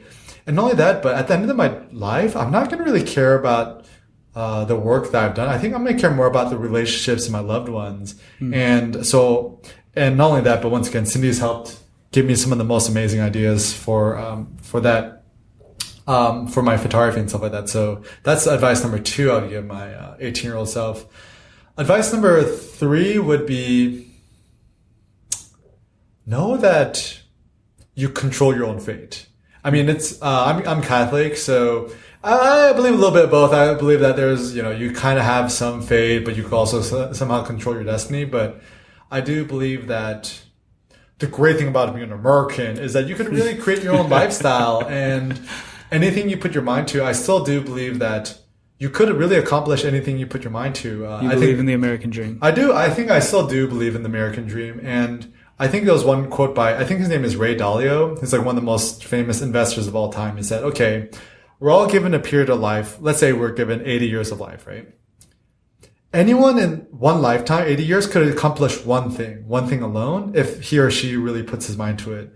And sure, it might not happen exactly to how exactly you want it to, but I think, yes, if you really put your mind to one thing, you could really do it. And I think that's the thing I'm most grateful for of being an American is, given the opportunities and given the empowerment and, whether that be through government or through my mentors, or through my family, I could really make it happen. So essentially not giving up and staying true to yourself and following your passion. I know you haven't been on Facebook so much, but there's a few quotes by our upcoming great leader, Papa Trumpu, and his quote was, "If you're white, anything is possible." So he said that? There's an addendum. I mean, you should check Facebook. What does that mean? Did he say that? It's close. All of Facebook now is misquotes of our great world leader, so Papa Trump. I'm very, very ignorant, but I just want to make America great again. No, he didn't fucking say that. I just want to make America great again. Who's running? He did not say that. Okay. So I want to also ask one more, say however many more you had left, but a piece of advice on college too. I'd love to hear that's actually a good one. On college, looking back and seeing how valuable it was. Okay, looking back at it. It's so tricky because, so I'll tell you, first of all, I'll share what I did. Because I think it's one thing to give advice and one thing to actually just show what you did, right? So one of the things I was actually pretty certain of is if you want to make your passion your career, make sure you have a good backup option. So at no point in my college career did I ever imagine myself being a full-time photographer. I actually read some of my old journals that I wrote when I was 18. And it was just like, okay, make sure you get a steady job. So that's actually why I knew that by studying sociology, that'd be good for marketing, internet, and stuff like that. So I had my backup. So anyone out there listening who wants to make your passion your career, make sure you have a backup. So anyone going to college nowadays, make sure whatever you're studying or make sure you do internships, whatever, to get a solid job out of college because most people aren't going to be able to create a startup and make billions of dollars right out the gate. So having a solid backup. But then be willing to throw it away. Exactly. Also, I think it's still really important to study a topic you're interested in because it's going to help you in so many random ways you would never dreamed of. So when I studied sociology, people are like, oh, you're going to become a social worker or you're going to work for the government. That's it. And even when I was in college, Cindy would make fun of me because I was a sociologist. She's like, no one takes you guys seriously. I'm like, oh, it's true. I studied art history. It's even worse. Yeah, but then again, she took history. So I'm like, oh, okay, you're like, you're still at the bottom of the barrel with me. But history. I love that I hit that wound. Oh, by saying the only thing worse is history, and you were like, got her. Yeah, so. Tip number 19, only thing worse, more useless than sociology is history. Exactly. It's like. You heard it from Eric Kim. Yeah, I said it. But having studied sociology really helped me understand how human beings work, how societies work, how communities work. And it was like such a good launching pad to study so many different things. So I think by having a very general education, it helped me learn a little bit about everything, which I think helped me become more creative. Other advice I'd give to college students nowadays is like study either like computer science or machine learning or anything pretty technical. Like the only regret I have in college is not studying computer science. Like I was always pretty computer savvy, but I don't know how to code or anything like that. Because I think the future is going to be the intersection of humanities and technology. Yeah. Even like what I do, I know enough tech to run a blog and do some minor customizations, but I'm definitely a lot stronger in terms of the humanities. So had I studied computer science or something a little more technical, I think there have been stronger synergies. So yeah, definitely study computer science or programming, machine learning, some sort of algorithm stuff. And also worst case scenario, you could just become a computer programmer and make like at least $100,000 a year. Yeah. So that's, I think you nailed it. Yeah, I think those are pretty solid pieces of advice. Pretty damn solid. Anything I'm missing, Cindy? She's like, you're perfect. Like you did everything right. She said she just like batted her eyelashes at him and said he's perfect. Yeah. Eric, where can people find you? So if you could go to the interwebs on the Googles, search Eric Kim or Eric Kim blog. I'm number 1 on Google. Yeah. And so if you go on social media, I think I'm Eric Kim Photo on either Twitter or Instagram. On Facebook, I'm just Eric Kim Photography. He may or may not be posting or even have the app on his phone. Oh, yeah. But that is his username. Certain upcoming things. I got a couple of workshops coming up. The best way is just go on Eric Kim, just Google Eric Kim workshops. You can see some of my upcoming workshops. I have workshops in like Australia, in Asia. One thing I would like to actually pimp out is Cindy's been essentially my product manager, and we put out a batch of dope camera straps called the Henri strap. They're leather, custom made, perfectly tailored for street photographers who want something fashionable yet functional. Awesome. And if you just go on Amazon, just search Henri Strap, which is spelled Henri strap, or Henry Strap. Oh, like, you go on Google, or you go to your favorite photographer. Yeah. Go on Amazon, go on Google, search it up, and as a sneaker customizer, I can get down with Fly and Functional. Oh yeah. Maybe we should talk about like collaborations, like customizing the straps. Collab. Think Tank collab. Let's do it big. Let's make some. Stay tuned, guys. We'll put it up on our store. And and the last thing I like to promote is just I have a bunch of free ebooks and content out there. So if you just Google Eric Kim books, I have tons of free ebooks which are very in depth. Don't you have one coming up? Yep. So my personal photography manual, and I'm posting snippets here and there, or just go on YouTube, Eric Kim Photography, and watch my YouTube tutorial videos. I think that's very good. But at the end of the day, it's all about education, empowerment, the community. I got mad love for all the people out there who are watching, listening, for you guys for making this possible, for Cindy for being the love of my life and my enabler. Muse. Coffee dealer / In-N-Out fellow enthusiast. Beautiful. Eric Kim, if you want any information about street photography, if you are curious, even if you think you're a pro, please visit his site. I'm telling you, it is chock full of information. I guarantee some of it you may not have heard. Thank you for coming on, man. Really appreciate it. Thanks, Pat. Thanks, Jacob. Thanks, Doc. Thanks, Cindy. Thanks, Cindy. Thanks, Cindy. Love you. She's great. Love you. Yeah. Thank you for listening to Real Talk. We recorded a bunch of episodes up front. We're probably going to be releasing another one every week or so. So please check back. Follow us on Instagram at ThinkTankDTLA. And please vote for us on iTunes. We'd love to show up on New and Noteworthy. It helps the podcast out a lot. We do have a big series of events coming up throughout the whole month of October called Trap House. You can see all that stuff at traphouse.la. Is that it? At traphouse.la. That's the Instagram. That's also the website. Go there and use promo code Real Talk to get $5 off the escape room tickets. There's a bunch of other events happening too, so please check them out. So please check them out. So please check them out. So please check them out. So please check them out. So please check them out. So please check them out. So please check them out. So please check them out. So please check them out. So please check